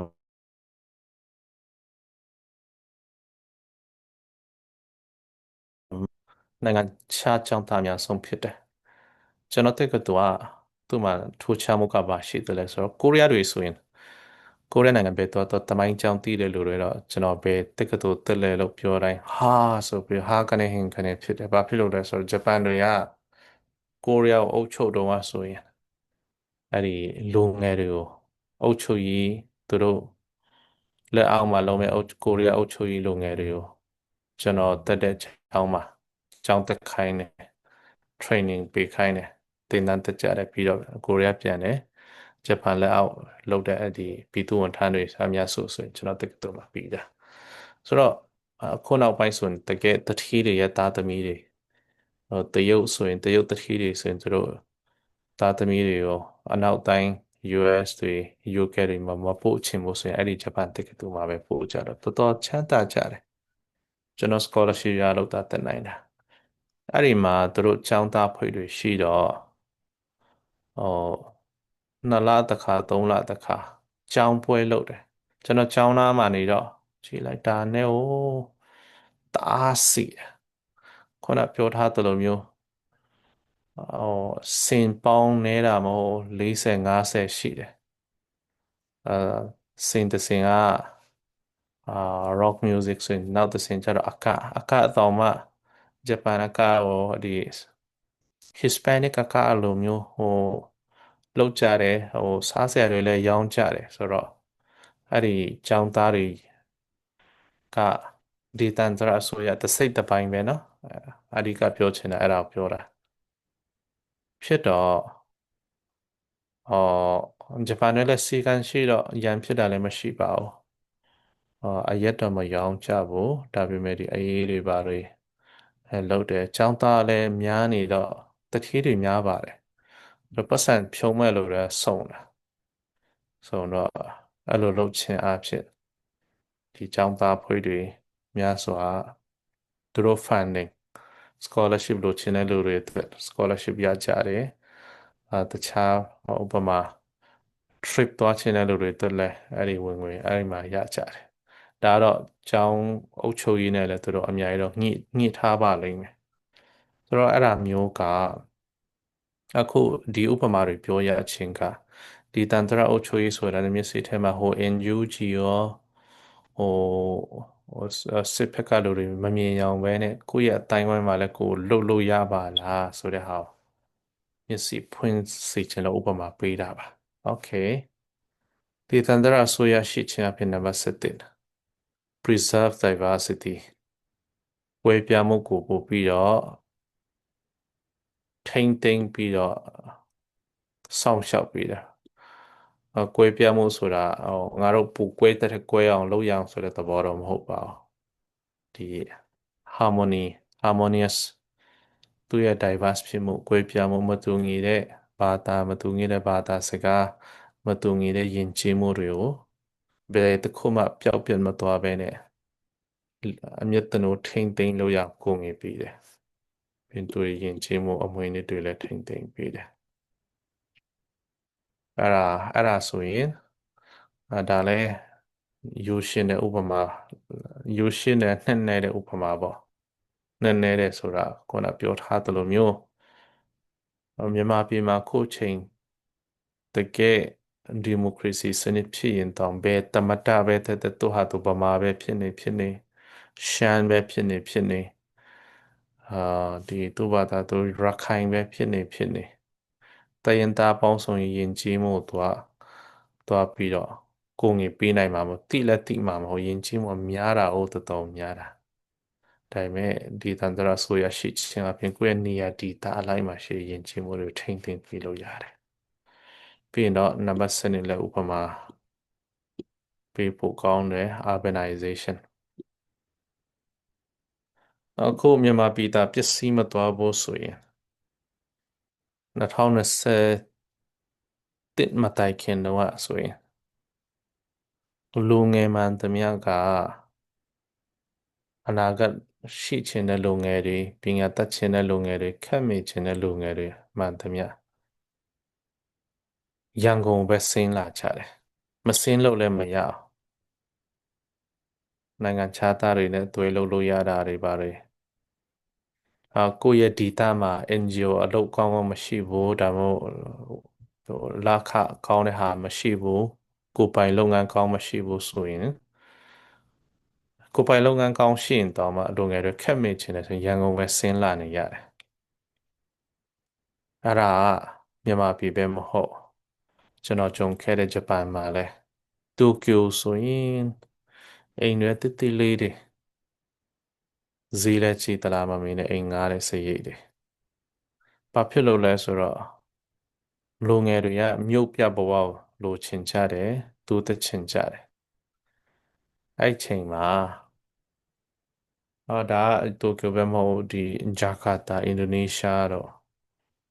ဘာလဲဖြစ်တယ်မလေးရှားနိုင်ငံတော်တော်များများဖြစ်တယ်အဲ့ဒါကိုအပြည့်အဝဟန်တာဖို့တော့ခက်ပါတယ်အပြည့်အဝဟန်တာဖို့ခက်တယ်ဒါပေမဲ့အနေဆုံးတစ်ဖက်တစ်လမ်းကနေပြီးတော့ကာကွယ်ကူညီပေးနိုင်တာတော့ဒီတန်တရာဆိုရအားကောင်းတဲ့ကိုဒီတာအလိုက်မှာ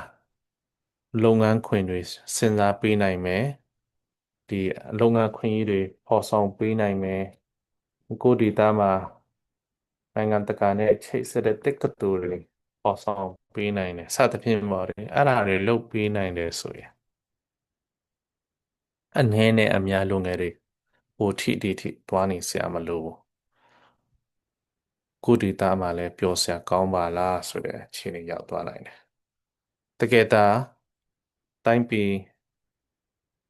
ငြိမ်းချမ်းတယ်ဒီတန်ကြရဆိုရကလည်းလုတ်ပိုက်ခွင့်ရှိပြီးလုတ်တတ်ကင်တတ်ရှိတယ်ဆိုရင်ကျွန်တော်ခု US ရောက်တော့ဘာတော်တော်များများအံ့ဩစရာအကြီးကြီးတော့မဟုတ်ပါဘူးဒါပေမဲ့ပြန်ပြီးတော့သတိထားမိတာအာနာမသိခင်ထိ US ကနေပြီးတော့မြန်မာပြည်ပြန်လာပြီးကိုယ်ပိုင်စီးပွားရေးလုပ်ဖို့ပြင်နေတဲ့ကိုယ့်ရဲ့လူမျိုးတွေနဲတာမဟုတ်ဘူးသူတို့ရင်ဖွင့်ကြတယ်အော်အဲ့တော့အာ company တောင်း register လုပ်ပြီးပြီဆိုတဲ့ပုံကိုယ်တွေအဲ့တော့ငါအိမ်တောင်းဝယ်ထားပြီးပြီဆိုတဲ့ပုံကိုယ်တွေအဲ့တော့အာစာချုပ်တွေချုပ်ပြီးပြီဆိုတဲ့ဟာတွေအဲ့ဒါရန်ကုန်ပဲမဟုတ်ဘူးသူကချင်မှာဖြစ်ဖြစ်ချင်းမှာဖြစ်အဲ့ဒီလူတွေစကိုင်းမှာဖြစ်အများကြီးရှိနေပြီးပြီသူတို့ကရန်ကုန်မှာစီးပွားရေးလုပ်ဖို့စဉ်းစားတာမဟုတ်အာအာနာတာမသိရင်အဲ့ပုံကိုယ်တွေဒါလုပ်ပိုင်ခွင့်ရခဲ့တဲ့ဆိုရင်အာသူတို့ကနိုင်ငံတကာဆင့်မီဟိုတယ်ဆောက်ချင်တဲ့လူတွေဘန်ဂလိုဆောက်ချင်တဲ့လူတွေနိုင်ငံတကာဆင့်မီဟိုစီဆိုင်တက်စီဆိုင်တွေအားလိုမျိုးလုပ်ချင်တဲ့လူနေတာမဟုတ်တော့တော်တော်လေးနှမျိုးဆက်ကောင်းတဲ့အရာဖြစ်တယ်ဆိုတော့အနာဂတ်မှာလည်းဒီတန်တရာဆိုရတကယ်ကောင်းတယ်ဆိုရင်လုပ်သက်ကိုင်းသက်ရှိတယ်ဆိုရင် urbanization ဆိုတဲ့ဟာအနည်းနဲ့မြတ်ကာကွယ်လို့ရတယ်ခရီးအဝေးမသွားနိုင်တဲ့သူတွေမိသားစုချင်းတွေကြောင့်သွားခွင့်မရတဲ့လူတွေလည်းအားငယ်နေစရာမလိုတော့ဘူးကိုဒီသားမှာလုပ်ပိုင်ခွင့်များရှိလာမယ်ဆိုပြီးတော့ကျွန်တော်သိထားဖို့လိုတယ်ရှိကြလားကျွန်တော်ရှိပါတယ်ဆရာတခါတလေ surprise စစ်စီးတွေပြန်ဝင်มาဖြစ်မယ်ဒီဖွဲ့ကကံကောင်းပါတယ်ဘာဖြစ်လို့လဲဆိုတော့ကျွန်တော်အရင်တစ်ခါတင်တော့အချိန်ကြီးကြမ်းကြီးကြိုင်းနဲ့မြန်မာမနက်9နာရီအတန်းယူလိုက်မိတာလက်ချာအဲ့ဒီအတန်းပြီးမှကျောင်းသားတွေကကိုယ်ပြန်ပြောနောက်နေကြတယ်ဆရာအတန်လေးနဲ့မနက်9နာရီနိုးတာတော်တော်ကောင်းပါလားတော့ငါတို့အဲ့လိုကောင်းတယ်ဆိုပြီးတော့ပြန်ပြောကြတာရှိတယ် ကိုလိုတွေကတော့အိမ်မငိုက်လောက်ပါအောင်ညနေဆိုတော့9နာရီနော်ဆိုတော့3မိနစ်လေး break လုပ်ပါမယ်ပြီးရင်ပြန်ဆက်ရအောင်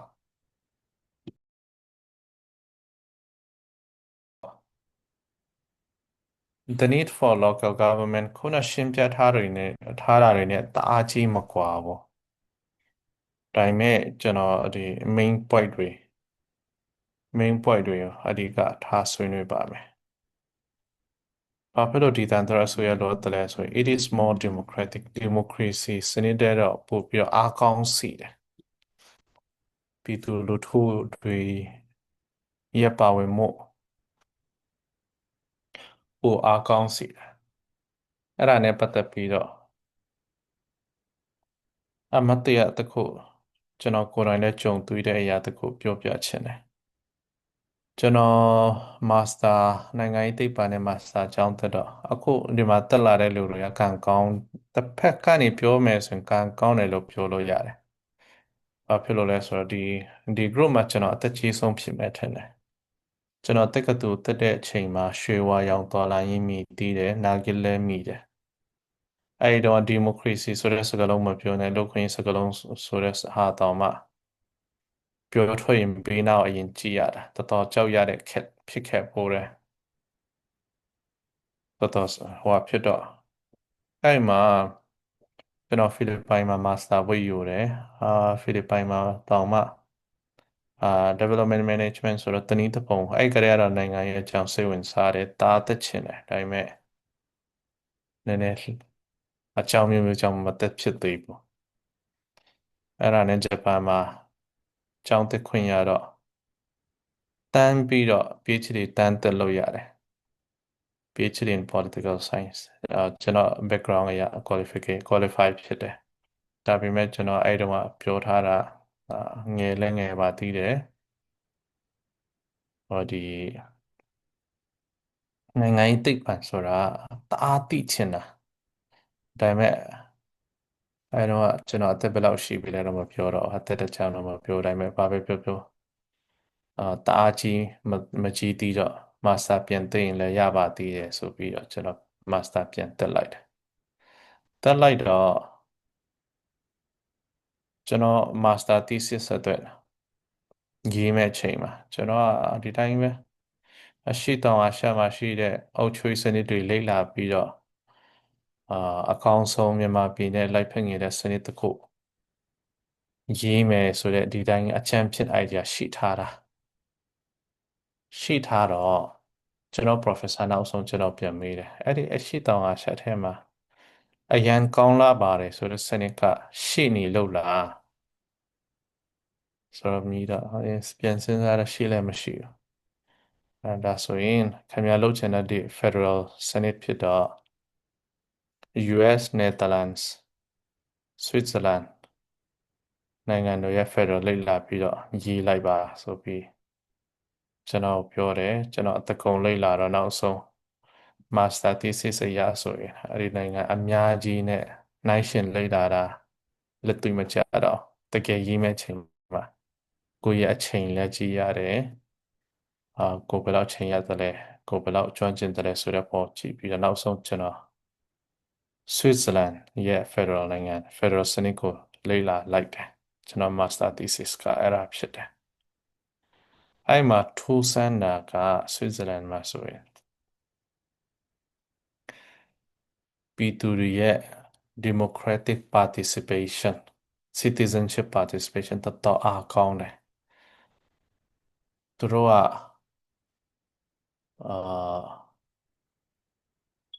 မကြာခဏ referendum လုပ်ရတယ်ဘယ်လိုလုပ်လို့ရတယ်လဲဆိုတော့လွှတ်တော်ကနေပြဋ္ဌာန်းတဲ့ဥ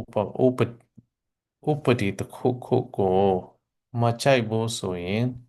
ပြည်သူတွေကသူ့ဟာသူ referendum လုပ်ပြီးတော့သတ်မှတ်တဲ့အတိုင်းအတာ vote ရတယ်ဆိုရင်လွတ်တော်ဘယ်လောက်ပဲဥပဒေလုပ်အဲ့ဒီဥပဒေကိုပြန်ပြီးတော့ပယ်ဖျက်လို့ရတယ်ပြည်သူတွေကိုယ်တိုင်အဲ့လောက်ထိတောင်းခွင့်ရရှိတာနောက်ဆုံးအခြေခံဥပဒေပြင်ချင်တယ်ဆိုရင်လွတ်တော်ကနေလုပ်ရမယ်ဒါပေမဲ့လွတ်တော်ကနေ နောက်သုံးဆိုင်နေတယ်ဆိုရင်ဘယ်နှလအတွင်းမဲပေါင်းဘယ်လောက်ရတယ်ဆိုရင်အဲ့ဒီပုံမှန်ပြင်လို့ရတယ်ဆိုတဲ့ဟာမျိုးပေါ့လေအများကြီးရှိတယ်ရှိတော့ကျွန်တော်ကံကောင်းစွာနဲ့ပဲ2000တစ်ခေါက်ပေါ့ဆွစ်ဇာလန်သွားလဲခွင့်ရတယ်ကျွန်တော်တငယ်ချင်းဆွစ်ဇာလန်တငယ်ချင်းတယောက်ရှိတယ်သူကလည်းကျွန်တော်အဲ့ဒီဆွစ်ဇာလန်နိုင်ငံရဲ့အကြောင်းတအားလေးလာတာတီးတော့အမတ်တရဆိုပြီးတော့အဲ့ဒီဆွစ်ဇာလန်ရဲ့ပြည်သူတွေလွတ်တော်ကနေပြည်သူတွေကိုဆုံးဖြတ်ခိုင်းတာရှိတယ်ပလတ်စတစ်သုံးစွဲမှုနဲ့ပတ်သက်ပြီးတော့စသဖြင့်ဥပဒေလေးခုကိုလွတ်တော်ကနေမဆုံးဖြတ်ဘဲနဲ့ပြည်သူတွေကိုပြည်နိုင်ငံသားတိုင်းလိုရည်လဲတအားကြီးမများတော့သူတို့နိုင်တယ်တအိမ်တူချင်းစီသူတို့ mailbox ကနေပြီးတော့လောက်ခိုင်းပြီးတော့မဲထဲတယ်ကျွန်တော်တငယ်ချင်းကအမတ်တရဆိုပြီးတော့ကျွန်တော်ပေးတယ်ကျွန်တော်ဟိုမန်ချက်ခိုင်းတယ်ပြီးရင်သူကခောက်ပြီးတော့စားလိုက်တယ်ပြန်ထည့်တယ်ဘာဖြစ်လို့လဲဆိုတော့သူတို့ရဲ့ဒီတန်တရာအစိုးရလည်းတော်တော်အားကောင်းတယ်အာအဲ့ဒီတရက်မှာဆိုရင်ကျွန်တော်တငယ်ချင်းရဲ့ရွာမှာနေတာကျွန်တော်သွားလေတော့အမတ်တရဆိုပြီးရွာမှာနေတယ်လိုင်းလျှောက်ရင်းနဲ့အဲ့ဒီရေမြောင်းကအဲ့ဒါသူတို့ရွာမှာရေကအရန်တက်နေလေရေမြောင်းတောင်မှတန်ရှင်းရှင်းဖြစ်နေတာဘယ်လိုပြောပမာလို့ကျွန်တော်မချောင်းအဲ့လိုမျိုးဟိုအယောင်တွေမထွက်ပေါ်အဲ့ဒါနဲ့လမ်းလျှောက်ရင်းနဲ့အဲ့ဒီရေမြောင်းနည်းနည်းလေးအာအယောင်တွေထွက်တော့သူကချက်ချင်းတည်တယ်ဟိုဘက်မှာ company တစ်ခုကဆောက်လုပ်ရေးလုပ်နေတယ်သူတို့ကြောင့်ဒီရေကမတတ်နိုင်ဖြစ်မယ်ကြီးရွာကောင်စီအစည်းအဝေးမှာတင်ပြမယ်ဆိုပြီးတော့ချက်ချင်းသူမှတ်ထားလိုက်တယ်ကျွန်တော်လည်းကန်ကောင်းပါတယ်အဲ့ဒီကျွန်တော်သွားလေတဲ့အချိန်မှာသူတို့ကြီးရွာရဲ့ဒီကြီးရွာလွတ်တော်လို့ပြောရမှာပေါ့လေသွားဆုံတော့အဲ့ဒီမှာသွားတင်ပြတယ်အဲ့ဒီအချိန်မှာကြီးရွာနေပြီးတော့ပတ်စံဘယ်လောက်ဝင်တယ်လဲဘယ်လောက်ထွက်တယ်လဲဘယ်မှာသုံးတယ်လဲဆိုတဲ့ဟာတွေငွေစင်းရှင်းတန်းတွေပြောကြတယ်နောက်နေ့မှာဘယ်သူတွေဘယ်လိုနေရာမှာဘယ်စိတ်ပိုင်းမှာအိုးဆောင်လဲဆိုတဲ့ရွေးကောက်ပွဲတွေလည်းလုပ်ကြတယ် volunteer ကျွန်တော်ပါဝင်ပါမယ်ဆိုပြီးတော့လုပ်ကြတာတွေလည်းရှိတယ်မိသားစုလိုမျိုးပဲအဲ့ဒါတွေအကုန်ပြီးတော့စားပွဲဘသူသွားကြတယ်စားပွဲရတော့ကိုကအာရှဆိုတော့ထမင်းပဲစားချင်တာဆိုတော့သူတို့စားပွဲတော့အဲ့လောက်မကောင်းပါဘူးအဲ့ဒီဥပမာတွေကျွန်တော်ဘာဖြစ်လို့ပြောနေသလဲဆိုတော့တကယ်တမ်းလူရင်းသူရှင်းပြောမယ်ဆိုရင်တော့ဒီတန်တရာအုပ်ချုပ်ရေးအားကောင်းတဲ့ကိစ္စတွေဆိုရင်ဒီ citizen participation တော်တော်များတာတချို့ဆိုရင် easy ကောင်းတယ်ဆိုတဲ့အဆိုးဘက်ကနေပြီးတော့မြင်တဲ့လူလည်းရှိတယ်ခုနပြောသလိုဥပဒေကိစ္စတွေဘာဥပဒေပြဋ္ဌာန်းမလဲကိုကအမှချစ်ပြီးတော့ post mail ကနေပို့ရတာတွေရှိတယ်ဒီဟာ referendum ခဏခဏလုပ်ရတာရှိတော့ပြည်သူတွေပါဝင်မှုတော့တော်တော်များတာတော့သိချတယ်အဆများစွာပိုများတယ်ပြင်းတဲ့လူတိတ်စိတ်ဝင်စားတဲ့လူတွေလည်းရှုပ်တယ်အဲ့ဒါပြောချင်တယ်ပြီးတော့ B နဲ့ C B နဲ့ C ကိုတခါတည်းပေါင်းပြီးတော့ပြောလိုက်ပါမယ်ဒီတန်တရာအုပ်ချုပ်ရေးဆိုတာပြည်သူတွေအတွက်နိုင်ငံရေးတင်တန်းလို့ဖြစ်တယ်ဒီငါတို့ရဲ့လုပ်ပိုင်ခွင့်တွေဘာဖြစ်တယ်လဲငါတို့ရဲ့လူအခွင့်အရေးတွေဒီတန်တရာအဆင့်မှာငါတို့ဘာလုပ်ပိုင်ခွင့်ရှိတယ်လဲမဲပေးလိုက်ရင်ဘယ်သူတက်လာမလဲဆိုတော့နိုင်ငံရေးအသိပညာသို့ပွားမှုလည်းဖြစ်တယ်ကျောင်းတက်တယ်လို့ဖြစ်သွားတာပေါ့လေတစ်ဖက်မှာလည်းနိုင်ငံရေးသမားတွေအတွက် training ကောင်းတစ်ခုဖြစ်တယ်ကျွန်တော်ကိုယ်တိုင်တကယ်လုပ်တတ်ကင်တတ်ရှိမရှိနေပြီးတော့လွတ်တော်ရောက်မှတည်တာမျိုးမဟုတ်ပဲနဲ့ ကျွန်တော်ရဲ့ performance ကျွန်တော်ကျွမ်းကျင်သလားမကျွမ်းကျင်ဘူးလားဆိုတာရက်ကွက်အုပ်ချုပ်ရေးဒါမှမဟုတ်မြို့နယ်လွှတ်တော်မှာတနည်းတက်တာနာမို့တန်းတစ်ခုနည်းနည်းလည်းဖြစ်သွားနိုင်တယ်။သွားပြိုင်ဖို့မှကိုယ့်ရဲ့ကိုယ်ရည်ကိုယ်သွေးထင်ဟပ်သွားလိမ့်မယ်။အခုမြန်မာပြည်မှာ2010နဲ့20ကြားမှာဖြစ်တဲ့ပြဿနာပါလဲဆိုတော့2010မှာရွေးကောက်ပွဲလုပ်တယ်2015မှာလည်းလုပ်တယ်2020တော့ဘာမှဖြစ်မလာတော့2020လဲတကယ်တမ်းအရေးကြီးတယ်အဲ့ဒီ၃ချက်ရှိလိုက်မယ်ဆိုရင်တကယ်လှုပ်သက်ကင်သက်ရှိသလားဆိုတာမသိဘဲနဲ့စမ်းတဝါဝါနဲ့ကျွန်တော်တို့မဲထည့်တာအဲ့ဒီပုံကိုယ်တွေပါတီကြည့်ပြီးတော့လည်းမဲထည့်တာပဲနိုင်ငံသမားတွေကပါတီကြည့်ပြီးတော့မဲထည့်ပြီးပါကိုဟာကို train မယ်ဆိုတာသူတို့ဘက်ကပြောတာမမှားဘူးပြောလဲပြောရမယ်ဒါပေမဲ့ပြည်သူတွေကစမ်းတဝါဝါနဲ့မဲထည့်ရတာတကယ်တမ်းဒီမိုကရေစီစနစ်နဲ့ဒီတန်ကြရအစိုးရကောင်းတယ်ဆိုရင်ဒီပုဂ္ဂိုလ်တကယ်လို့သက်ကိုင်သက်ရှိသလားဆိုတာကိုယ့်ရဲ့ရက်ကွက်အဆင့်မှာရက်ကွက်လွတ်တော်မှာမြို့နယ်လွတ်တော်မှာခရိုင်လွတ်တော်မှာကိုတိပြီးနေပြီလေတိပြီးထားတော့ယုံကြည်လို့ရမရရှင်းရှင်းလင်းလင်းဖြစ်သွားမယ်ပြီးထောင်ဆိုရောက်မှအော်ခင်ဗျအဲ့လိုပုဂ္ဂိုလ်ပါလားဆိုတာမဖြစ်တော့ဒါပြည်သူတွေဘက်ကနေပြီးတော့ခြေလို့ရတာတစ်ဖက်မှာလည်းနိုင်ငံရေးသမားတွေအနေနဲ့သူဟာသူစေတနာလည်းရှိပါတယ်ထားရလျောက်လဲလှုပ်သက်ကင်သက်ရှိပေမဲ့တစ်ချိန်လုံးပြည်ထောင်စုလွတ်တော်ရောက်တော့ဟိုဥပဒေစကလုံးနဲ့လည်းမရင်းနေဟိုဥပဒေလုပ်ပုံကိုင်ပုံနဲ့လည်းမရင်းနေ9 နှစ်သက်တမ်းထဲမှာ3 နှစ်လောက်က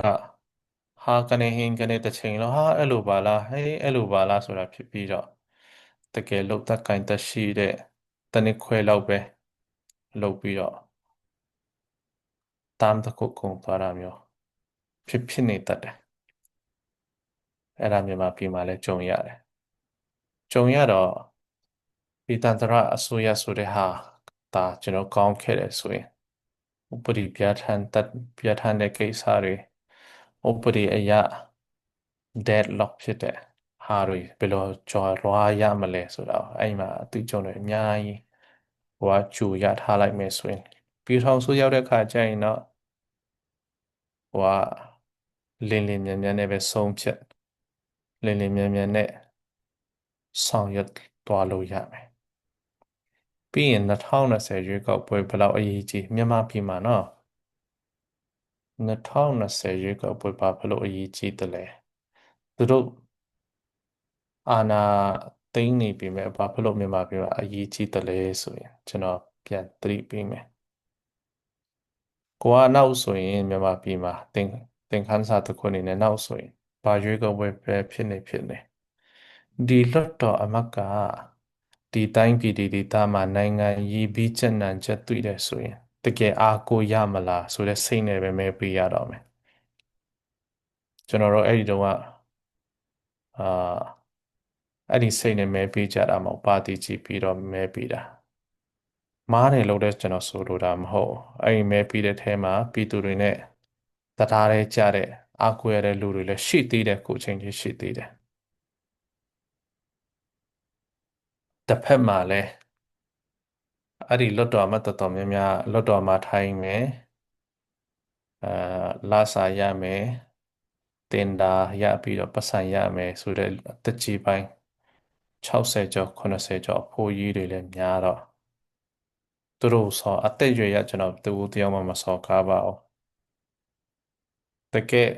နိုင်ငံတော်ကဘီချက်နံချက်ကြုံတယ်တော်လိုင်းတွေဖြစ်တော့ဘာမှအားကိုးလို့မရတော့အဲ့မှာပျောက်သွားတဲ့ရှိလိုတဲ့ရှိတယ်တော်လိုင်းထဲပါပြီးတော့ပါနေပြီမဲ့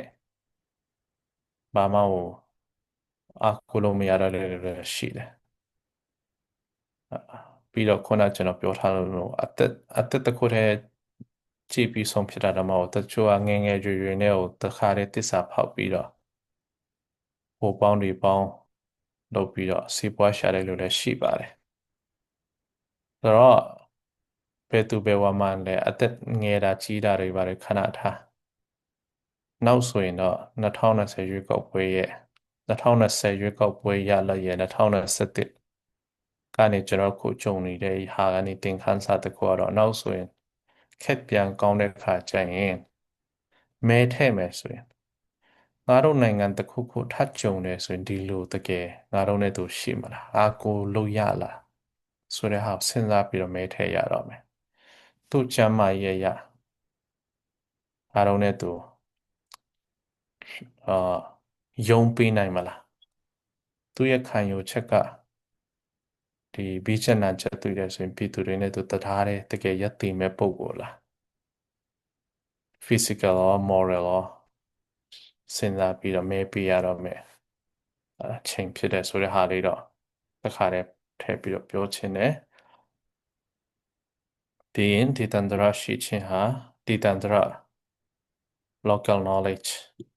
context data ရဲ့ data နဲ့လိုက်ဖက်တဲ့ပညာတွေကို data ရဲ့အရေးဆုံးဖြတ်ရမှာအသုံးပြုတယ်တချို့ကြီးရွာတွေတချို့နေရာဒေသတွေမှာသူရဲ့အနှစ်အထားလူတွေရဲ့စိတ်နေစိတ်ထားအမျိုးမျိုးစီရှိကြတယ်ကျွန်တော်ကအဲ့ဒီအာနာသိမ့်တဲ့အချိန်တော့ကျွန်တော်ကောင်းကောင်းလေးသဘောပေါက်လိုက်တာဗာလဲဆိုတော့စစ်တပ်ဘယ်စစ်တပ်မဆိုအခုစာကာမှာပဲဖြစ်ဖြစ်သူတို့တခုတည်းမဟုတ်ကမ္ဘာပေါ်မှာရှိတဲ့ဘယ်စစ်တပ်မဆိုကသူတို့ရဲ့ mindset ကပါလဲဆိုတော့ပြီးရန်သူလားမိတ်ဆွေလားအဲ့ဒီဟာပဲရှိတယ်ရန်သူဆိုတိုက်မယ်ခိုက်မယ်ဖျက်မယ်ဖမ်းမယ်အဲ့လို train ထားတာအဲ့လိုမ train လို့လည်းမရအဲ့ဒီ mental ရှိမှကိုရတာအဲ့ဒီ mental ရှိတဲ့လူတွေကိုနိုင်ငံရေးမှာဝင်လာတော့သူတို့ကတစ်ချိန်လုံးဒါရန်သူกว่าနိုင်ငံတော်ရဲ့ရန်သူပြီးစသဖြင့်ရန်သူနဲ့မိတ်ဆွေဆိုတဲ့ဟာပဲကြည့်ပြီးတော့သူတို့ပါလက်သူတို့ပါချွတ်ယွင်းသွားတယ်ဆိုတော့နိုင်ငံရေးဆိုတာအမှုပညာ art ဆန်တယ်ပြီးတော့နိုင်ငံရေးဆိုတာ psychology စိတ်ပညာဆန်တယ်ပြည်သူတွေရဲ့ mood ကဘယ်လိုရှိနေတယ်လဲဆိုတာလည်းကြည့်ရတယ်ပြည်သူတွေရဲ့ခံစားချက်ကပါလဲပြည်သူတွေရဲ့ဒီအလှုပ် shift ပြည်သူတွေရဲ့အသွေးခေါ်ဘယ်လိုပြောင်းတယ်လဲဆိုတာလေ့လာရတယ်လေ့လာပြီးတော့အထိုက်အလျောက် policy တွေဆွဲရတယ်တစ်ချိန်လုံးလက်နက်နဲ့ yes no ဆိုတာမဟုတ်နိုင်ငံရေးမှာနိုင်ငံအုပ်ချုပ်ရေးမှာဆိုရင်ပြည်သူတွေရဲ့စိတ်ခံစားမှုပြည်သူတွေရဲ့အမြင်ပြည်သူတွေရဲ့ ideology လူငယ် generation Z တွေရဲ့အားတွေကြည့်ပြီးတော့နိုင်ငံရေးဥပဒေနဲ့အညီနော်ဥပဒေနဲ့ငယ်ဒီအခြေခံဥပဒေနဲ့ငယ်နိုင်ငံရေးကိုကြည့်ရမယ်အဲ့ဒါမတမမြန်မာပြည်မှာကျွန်တော်တို့ဆုံးရှုံးလိုက်ရတဲ့အရာဖြစ်တယ်ခဏလေးနော်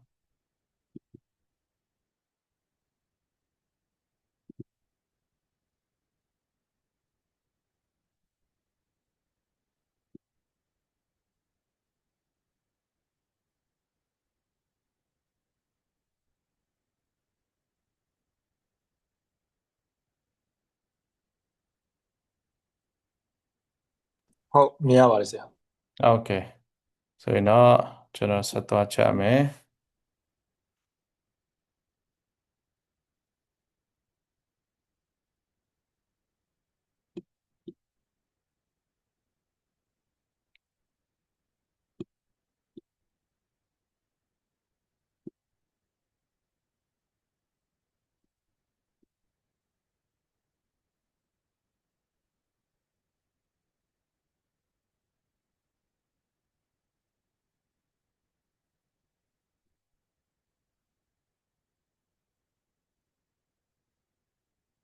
Okay ဒီ EFG ကတော့ကျွန်တော်ချိန်ကြာကြီး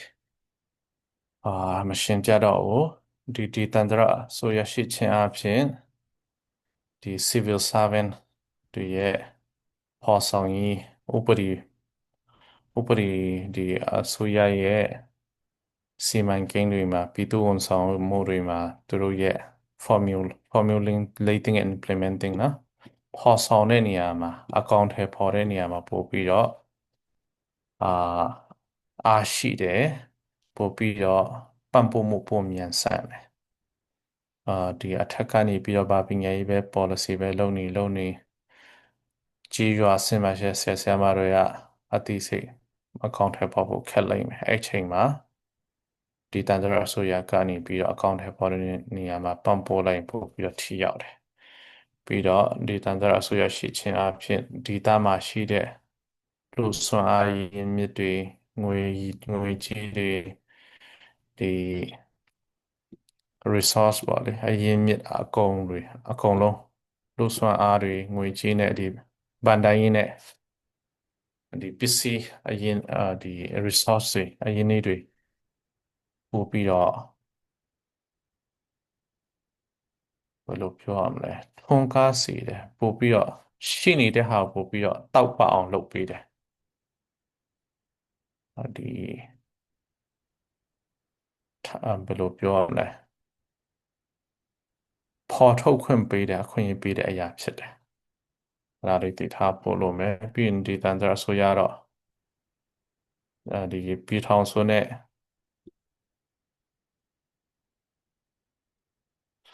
ဒီတန်တရာတရားမှတရားဘယ်သူမှဆွတ်ဖက်လို့မရတာတော့မဟုတ်ဘူး semi autonomous ဖြစ်ပြီးတော့ဒီတန်တရာရဲ့လုပ်ပိုင်ခွင့်တွေလည်းကောင်းထဲပေါ်သလိုပြည်ထောင်စုရဲ့ပြည်ထောင်စုလားပြည်နယ်လားအဲ့ဒီခရိုင်က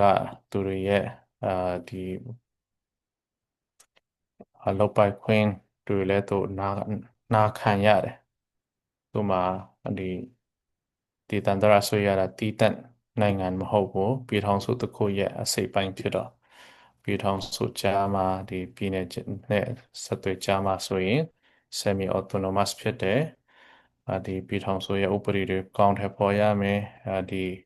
သူရဲ့ခက်ခဲတွေလည်းပြည်ထောင်စုတင်ပြမယ်သူခက်ခဲတွေပြည်နယ်ကိုလည်းတင်ပြတဲ့အရာဖြစ်တယ်အဲ့တော့ဒေသန္တရအစိုးရဘာဖြစ်လို့လိုအပ်တယ်ဆိုတာတော့တော်တော်ရှင်းလင်းသွားမယ်လို့မျှော်လင့်ပါတယ်ဒီဟာတော့ကျွန်တော်မရှင်းပြတော့ဘူးဒီမိုကရေစီကိုဒီတန်တရာအဆင့်မှာအားကောင်းအောင်တွန်းအားပေးတာဒီတန်တရာအစိုးရဖြစ်တယ်ပြီးရင်တော့ရွေးကောက်ပွဲစနစ်ဆိုတဲ့ဟာလည်းအဲ့ဒီကျင့်စဉ်လမ်းစဉ်တွေကိုဒီတန်တရာအဆင့်မှာကိုကရင်းနှီးအောင်လုပ်ပေးခြင်းဖြစ်တယ်ဒါတော့ဥပမာပေးခြင်းတယ်အဲ့ဒါပါလဲဆိုတော့အခုမြန်မာပြည်မှာဆိုရင်ရွေးကောက်ပွဲလုပ်ပြီးဆိုတာနဲ့ပြည်ထောင်စုလွှတ်တော်နဲ့ပြည်နယ်လွှတ်တော်တွေတရက်ထဲတစ်ပြိုင်ထဲမဲထဲရတော့ပြည်သူတွေဘာကြည့်ရတယ်လဲဆိုရင်ပြည်ထောင်စုအတိုင်းအတာမှာဘယ်ပါတီကကြီးစိုးမလဲဆိုတာကြည့်ပြီးတော့ပြည်နယ်မှာကြိုက်မကြိုက်ယုံကြည်သည်ဖြစ်ပါစေမယုံကြည်သည်ဖြစ်ပါစေပြည်ထောင်စုအဆင့်မှာမဲနိုင်မဲ့ပါတီကြည့်ပြီးပြည်နယ်မှာလည်းမဲပေးရတယ်အဲ့ဒါတကယ်စနစ်မှားယွင်းတဲ့အရာဖြစ်တယ်အဲ့ဒီရွေးကောက်ပွဲအချိန်မတူအောင်လုပ်ခြင်းFederal နိုင်ငံတွေမှာမတူချပါဘူးပြည်ထောင်စုက9 နှစ်တစ်ခါသူ့ဟာသူလုပ်ရင်လုပ်ပြည်နယ်တွေ3 နှစ်တစ်ခါလား2 နှစ်တစ်ခါလားအဲ့လိုမျိုးရွေးကောက်ပွဲအချိန်တစ်ရက်ထဲမှာလုပ်ထားဖို့ဆိုရင်စိတ်ထဲမှာအဲ့လိုမျိုးပြည်ထောင်စုမှာဟိုလိုတက်လာမှာမို့လို့ဒီလိုတက်လာမှာမို့လို့ဆိုတဲ့ဟာကိုကြည့်ဖို့လိုသေးရင်တောင်မှအဲ့လောက်ကြီးတရားမှတရားလွန်မို့သွားတာမျိုးမဟုတ်တော့ဘဲနဲ့ပြည်နယ်စစ်မှာပြည်ထောင်စုတော့ပြီးပြီ2 နှစ်ကြာပြီ3 နှစ်လိုသေးတယ်ပြည်နယ်စစ်မှာဘယ်သူတွေတက်လာနိုင်ချေရှိတယ်လဲကစားကွက်ဘယ်လိုရှိမလဲဆိုတာကြည့်ပြီးတော့ပြည်နယ်အတိုင်းအတာမှာကျွန်တော်ကြည့်လို့ရတယ်အဲ့ဒါရွေးကောက်ပွဲရဲ့ timeline ရွေးကောက်ပွဲရဲ့ schedule ကိစ္စပြောတာဖြစ်တယ်ဒေသန္တရအစိုးရရှိတယ်ဆိုရင်အဲ့ဒီပြဿနာအများကြီး short ချကုန်ကြီးပေးမှာဖြစ်တယ်နောက်တစ်ခုကကျွန်တော်တို့နိုင်ငံမှာ ပြည်ထောင်စုโอเคအဲ့ဒီဟာမပြောခင်ကျွန်တော်လောလောလတ်လတ်ဂျပန်မှာဝန်ကြီးချုပ်ကအမျိုးသမီးတစ်ယောက်ဖြစ်တယ်သူရဲ့နိုင်ငံရေးရလုပ်ပိုင်ခွင့်တွေနိုင်ငံရဲ့သူ့ရဲ့ဒီ policy ကိစ္စတွေအတွက် legitimate ဖြစ်သွားအောင်ဆိုပြီးတော့ရွေးကောက်ပွဲအမြန်လုပ်တယ်ရွေးကောက်ပွဲလုပ်လိုက်တော့သူ့ပါတီကအရင်ထက်တောင် Liberal Democratic Party လားမသိသူကမဲပိုရတော့သူ့ရဲ့ဩဇာပိုခိုင်မာသွားတယ်အဲ့ဒါလွတ်တော်မှပိုမလဲများတယ်သူ့ရဲ့ဩဇာပိုခိုင်မာသွားတယ်တစ်ဖက်မှာကျွန်တော်အဲ့ဒီမဲပေးတဲ့လူတွေမေးလိုက်တော့တချို့ဆိုရင်သူ့ကိုမကြိုက်ကြဘူးအဲ့ဒီပါတီကိုမကြိုက်ကြဘူးလူငယ်တွေကပြဿနာကသူတို့က fast past the post FPTP ဆိုတော့သူတို့လွတ်တော်မှာနေရာရတဲ့လို့သူတို့ရထားတဲ့မဲကအဲ့လောက်များမနေဘူး51ရာခိုင်နှုန်းရတာနဲ့ကိုလွတ်တော်တက်ရတယ်ကျန်တဲ့49ရာခိုင်နှုန်းကသူတို့မဲမထည့်ရင်တော့ဆိုတော့တိကျခိုင်နှုန်းလေးပဲပြောင်းလဲလုပ်လိုက်တော့လွတ်တော်မှာလူဦးရေများပေမဲ့မဲရဲ့ proportionate မဲရဲ့ရာခိုင်နှုန်းရခြေလိုက်မယ်ဆိုရင်သူတို့လူများတလောက်ပြည်သူတွေထောက်ခံမှုမရတဲ့လွတ်တော်အမတ်တွေဖြစ်နေတယ်အခုကျွန်တော်ပြောလိုတာကဒေသန္တရအစိုးရရှိတယ်ဆိုရင်ဒေသပြည်ထောင်စုအဆင့်မှာသူဟာသူ fast past the post စနစ်ပဲကျင့်သုံးပြည်နယ်မှာဖြစ်ဖြစ်ဒေသန္တရမှာ PR လည်းကျင့်သုံးလို့ရတာပဲကြီးရွာမှာဆိုရင် PR မသုံးရင်လည်းကျွန်တော်တို့နောက် case study line တွေ့မှာပါတချို့ကြီးရွာတွေတချို့ခရိုင်တွေဆိုရင်သူတို့ကဒီကြီးရွာသူကြီးရွာသား18နှစ်ကျော်တဲ့သူမှန်သမျှလွတ်တော်မှာဖြစ်တယ်ကြီးရွာရဲ့လွတ်တော်မှာဖြစ်တယ်ဆိုတဲ့ဟာမျိုးလုပ်လိုက်တယ်ပုံစံမျိုးလုပ်လို့ရသွားပြီဆိုတာပြောချင်တာတစ်ချိန်လုံးပြည်ထောင်စုရွေးကောက်ပွဲနေ့မှာပဲတခါတည်းဝိုင်းရွေးကောက်တာလည်းဖြစ်နေစရာမလိုတယ်လို့ပြည်ထောင်စုက PR စနစ်ကျင့်သုံးတာမို့လို့ဒါမှမဟုတ် FPTP ကျင့်သုံးတာမို့လို့ကိုယ်နဲ့ကိုက်မကိုက်ဒီခရိုင်မှာလဲဒီမြို့နယ်မှာလဲပြည်ထောင်စုစနစ်ရွေးကောက်ပွဲစနစ်တူညီအောင်ကျင့်သုံးမယ်ဆိုပြီးတော့လုပ်နေစရာမလိုဘူးအဲ့ဒါအမတန်မှအတိထားဖို့လိုတယ် Okay maintenance law and order အဲ့ဒါလည်းဥပမာပြောမယ်ဆိုရင်ဒေသန္တရအစိုးရရှိတယ်ဆိုရင်ဥပမာ US မှာဆိုရင်ပြည်နယ်အောက်မှာပြည်နယ်ရဲတွေပြည်နယ်အောက်မှာရှိတယ်ပြည်နယ်အောက်မှာရှိတော့တခါတလေပြည်နယ်ချင်းဒီတခုပြဿနာကြုံတယ်ဆိုရင်ပြည်ထောင်စုကနေပြီးတော့အဲ့ဒီပြည်နယ် governor ပြည်ထောင်စုသမ္မတ Democrats Party ဖြစ်မယ်ပြည်နယ် governor က Republican ဖြစ်မယ်သူတို့သဘောထားချင်းမတူဘူးတချို့ကိစ္စတွေမှာအာလိုအပ်တဲ့ထောက်ပံ့မရဘူးဆိုရင်သူတို့ပြည်နယ်ချင်းအကုန်ကြီးတောင်းလို့ရတယ်ဥပမာငါတို့စီမှာတောမီအန်တရတားမြရတယ်မနိုင်တော့ဘူးကိုငေကြပါဟုံးဆိုရင်ပြည်ထောင်စုရတဲ့ကိုငေနိုင်တလောက်ကိုငေတယ်ဒါပေမဲ့အဓိကသူ့အနီးနားမှာရှိတဲ့ပြည်နယ်တွေမှာရှိတဲ့မိသက်ဝန်ထမ်းတွေအဲ့ဒါပြည်နယ်အုပ်ချုပ်ရေးမှုအောက်မှာရှိတယ်ပြည်ထောင်စုအောက်မှာမရှိဘူးโอเคဘယ်နှစ်ယောက်လို့တလဲငါတို့ပြည်နယ်ကနေပြီးတော့3000မိသက်ဝန်ထမ်းပို့ပေးမယ်ဟိုပြည်နယ်ကလည်းငါတို့ဟို1200ပို့ပေးမယ်စသဖြင့်ကိုငေလို့ရတယ်ဒါမိတက်ကဥပမာလေးပေါ့လေပြည်သူရဲစသဖြင့်ဟိုငါတို့စီမှာနေဆက်မှာခိုးဝင်တဲ့လူအရင်တော့အဲ့လိုဘိုင်ဒန်ခေတ်တော့ဖြစ်ပေါ်တယ်ခိုးဝင်တဲ့လူတအားများတယ်ပြည်ထောင်စုဆိုရလဲ policy လဲအရန်ကိုပေါ်ရော့နေတော့သားလို့မရဘူးလူအင်အားလည်းမမျှဘူးဖြစ်နေတယ်ဆိုရင်ပြည်နယ်ချင်းကကိုလို့ရတယ်အနည်းဆုံးတော့အဲ့ဒီပြည်နယ်စင်ဒီတန်တရာစင်မှာ law and order တိဆောက်တာပို့ပြီးတော့အကုန်ကြီးဖြစ်တယ်ပြီးတော့ two-way channel ဆိုတာတော့ပြည်ထောင်စုနဲ့အုပ်ချုပ်ခန်းတွေကြားမှာဒေသန္တရကပေါင်းကိုတရာဖြစ်တယ်ကြားခန်းပေါင်းကိုတရာဒီကြီးရွာသူကြီးရွာသားတွေရဲ့အတန်း ပြည်ထောင်စုထိတိုက်ရိုက်ရောက်ဖို့မသေးချာဘူးရောက်ရင်တောင်မှ6လတစ်နှစ်ကြာမယ်အဲ့လိုပဲပြည်ထောင်စုရဲ့ကြီးညာထားတဲ့ဥပဒေမှန်သမျှကြီးရွာနေကြီးရွာသူကြီးရွာသားတွေစီမှာတိတ်ရောက်ဖို့ဆိုတာခက်မယ်စာရွက်တရွက်စာပဲရှိမယ်ဒါမှမဟုတ် TV မှာ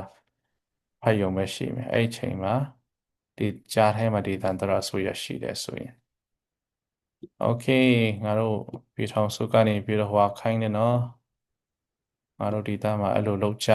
ဆိုပြီးတော့ implementation ကောင်းမယ်အဲ့လိုပဲပြည်သူတွေရဲ့လိုအပ်ချက်တောင်းဆိုမှုကို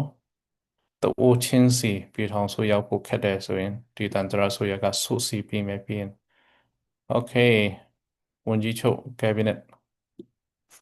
ဒီလိုတော့လုပ်လို့မရတော့ငါတို့ပြည်သူတွေကဒါပြောနေပြီဆိုပြီးတော့သူတို့ကြားထဲနေပြီးတော့တခုခုဆက်သွယ်ဆက်ဆံမှုမှာပို့ပြီးတော့အားကောင်းအောင်လည်းလုပ်လို့ရတယ်အဆိုးမြင်ဘက်ကနေကြည့်မယ်ဆိုရင်လည်း block လည်းလုပ်လို့ရတာပေါ့လေဒီ sanctions လည်းလုပ်လို့ရတယ်အကောင်းဘက်ကနေကြည့်မယ်ဆိုရင်အားကောင်းသွားတာပေါ့ကျွန်တော်တယောက်တည်းအတန်နဲ့ဝန်ကြီးချုပ်စီရောက်ဖို့ဘယ်တော့မှလွယ်မလွယ်ဘူးဒါပေမဲ့ပြည်내အသာကျွန်တော်ကိုငင်နိုင်တယ်ဒါမှမဟုတ်ဒီတန်ကြာဆိုရခရမ်းဆိုရကိုငင်နိုင်တယ်ဆိုရင်တော့ပို့ပြီးတော့ weight ပုံများတယ်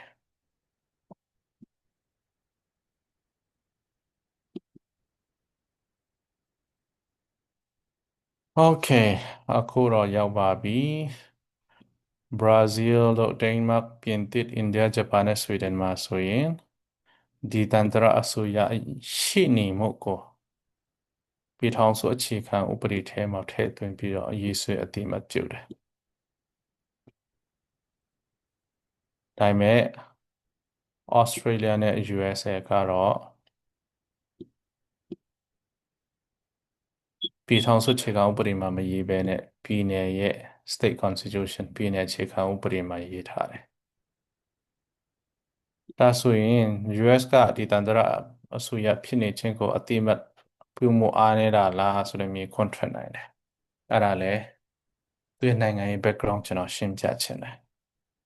US နိုင်ငံUS ပြည်ထောင်စုဖြစ်လာတာကဒီတန်တရာတွေစုပေါင်းပြီးတော့ပြည်နယ်အဆင့်ထိတက်လာတယ်ပြည်နယ်ကနေပြီးတော့သူတို့အဲ့ဒီတော့ပြည်နယ်တော့မဟုတ်သေးဘူးအချုပ်အခြာအာဏာရှိတဲ့နိုင်ငံပဲအဲ့ကနေပြီးတော့ပြည်ထောင်စုဆိုတာတည်ဆောက်လာတယ်ဆိုတော့ပြည်ထောင်စုကနေပြီးတော့ပြည်နယ်တွေဒီတန်တရာတွေတည်ဆောက်တာမဟုတ်ဒီတန်တရာနေတစ်ဆင့်ပြည်နယ်ဆိုတာလေကိုယ်ပိုင်အချုပ်အခြာအာဏာရှိတဲ့နိုင်ငံပဲအဲ့ကနေပြည်ထောင်စုဆိုတာကြီးတည်ဆောက်ထားတော့ bottom up အနေနဲ့ coming together အနေနဲ့တွားလိုက်တော့ပြည်နယ်မှာလုပ်ပိုက်ခွင့်အများကြီးရှိတယ်ပြည်ထောင်စုရဲ့လုပ်ပိုက်ခွင့်ကတဖြည်းဖြည်းချင်းနှစ်ပေါင်း300လောက်မှပိုများလာတာဆက်စားတော့ဆိုရင်ဒီပြည်နယ်ကပဲသူတို့ကနိုင်ငံအစကတည်းနိုင်ငံဖြစ်နေပြီးသားဆိုတော့ဗဟိုကိုအပြည့်အဝအာဏာသိပ်ပေးတာမဟုတ်နည်းနည်းချင်းစီပြီးရင်ပြီးနေအခုနောက်ပိုင်းမှာလွန်ခဲ့တဲ့နှစ်ပေါင်း100လောက်ကမှပြည်ထောင်စုရဲ့လုပ်ပိုင်ခွင့်ပိုများလာခြင်းဖြစ်တယ်အဲ့ဒါကြောင့် USA မှာဒီတန်တရာအစိုးရကိုတည်မပြုတာပြည်နယ် constitution ဖြစ်တာဒီတန်တရာအစိုးရကိုသူတို့အလေးမထားတာမို့ပြည်နယ်ရဲ့လုပ်ပိုင်ခွင့်ဒီတန်တရာအစိုးရလုပ်ပိုင်ခွင့်တအားမြင့်ထားတော့ပြည်နယ်လုပ်ပိုင်ခွင့်ထဲမှာပဲသူတို့လုပ်ထားခြင်းဖြစ်တယ်နယူးဇီလန်တို့အင်္ဂလန်တို့မှာဆိုရင်တော့ constitution ပြည်ထောင်စုအခြေခံဥပဒေဆိုတာမရှိဘဲနဲ့သူတို့ဥပဒေတွေမြောက်များစွာရှိတဲ့အတိုင်းပြည်တွေဖြစ်တယ်ဖြစ်တော့သူတို့ကတော့ separate law အနေနဲ့ပဲဒေသန္တရဆိုရကိုအသက်လုပ်ထားတယ်အဲ့ဒီ separate law ဆိုတာဒေသန္တရဆိုရကိုတီးတိမ်အောင်လုပ်တာမဟုတ်ဘူးအခြေခံဥပဒေကရှိကိုရှိမနေတာပြီးရင် Canada တို့ Pakistan တို့ဆိုရင်တော့ Special Administration Law ဆိုပြီးတည်တံ့လုပ်ထားတယ်ပြီးရင်တော့တရုတ်ဆိုရင်တော့ဒီတော်တော်ဒီ local government အကောင့်တဲ့နိုင်ငံဖြစ်တယ်နိုင်ငံရေးလုပ်ပိုင်ခွင့်မရှိပေမဲ့ဟိုချိုးရင်မှာအများကြီးသူတို့လုပ်ပိုင်ခွင့်ပေးထားတယ်သူတို့ပါတီဗဟိုပါတီကနေပြီးတော့အာအုပ်ချုပ်ရေးလမ်းညွှန်တဲ့ဥပဒေပြဋ္ဌာန်းပြီးတော့လုပ်ခြင်းဖြစ်တယ် โอเคဒါဆိုရင်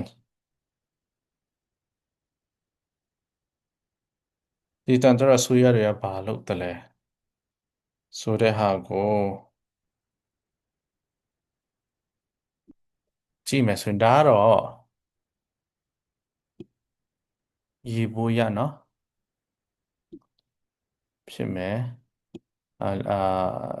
မိသက်ဒီမိကာကွယ်ရေးတွေဒီတင်ကြံကိစ္စတွေအိမ်ယာစီမံကိန်းရေထောက်ပံ့မှုရေပေးဝေရေးပြီးတော့ဒီငွေကြေးစွန့်ပစ်တဲ့ဟာတွေပြီးတော့ရေတွင်းကိစ္စတွေ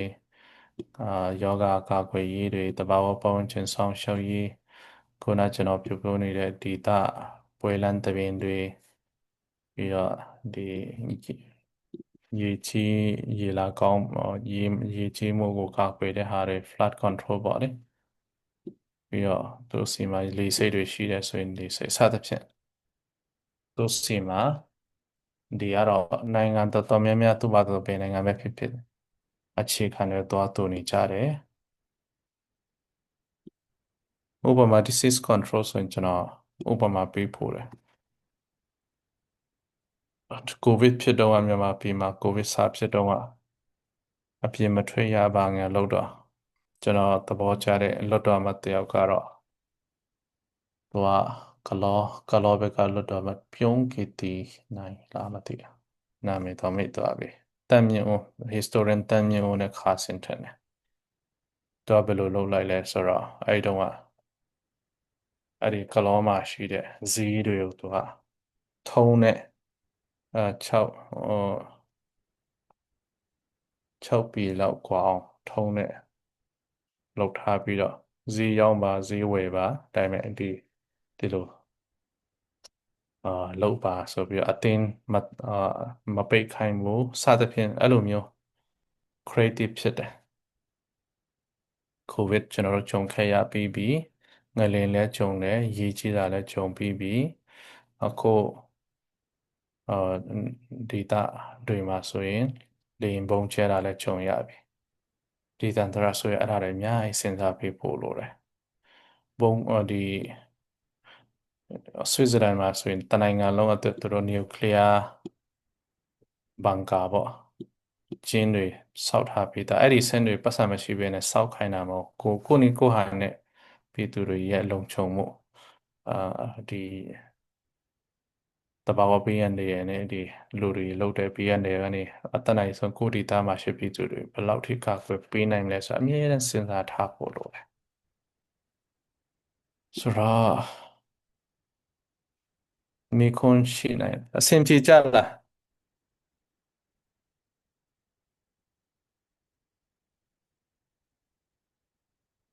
โอเคအာအဖွဲ3ဖွဲ့ခွဲပြီးတော့12မိနစ်12မိနစ်အချိန်ပေးမယ်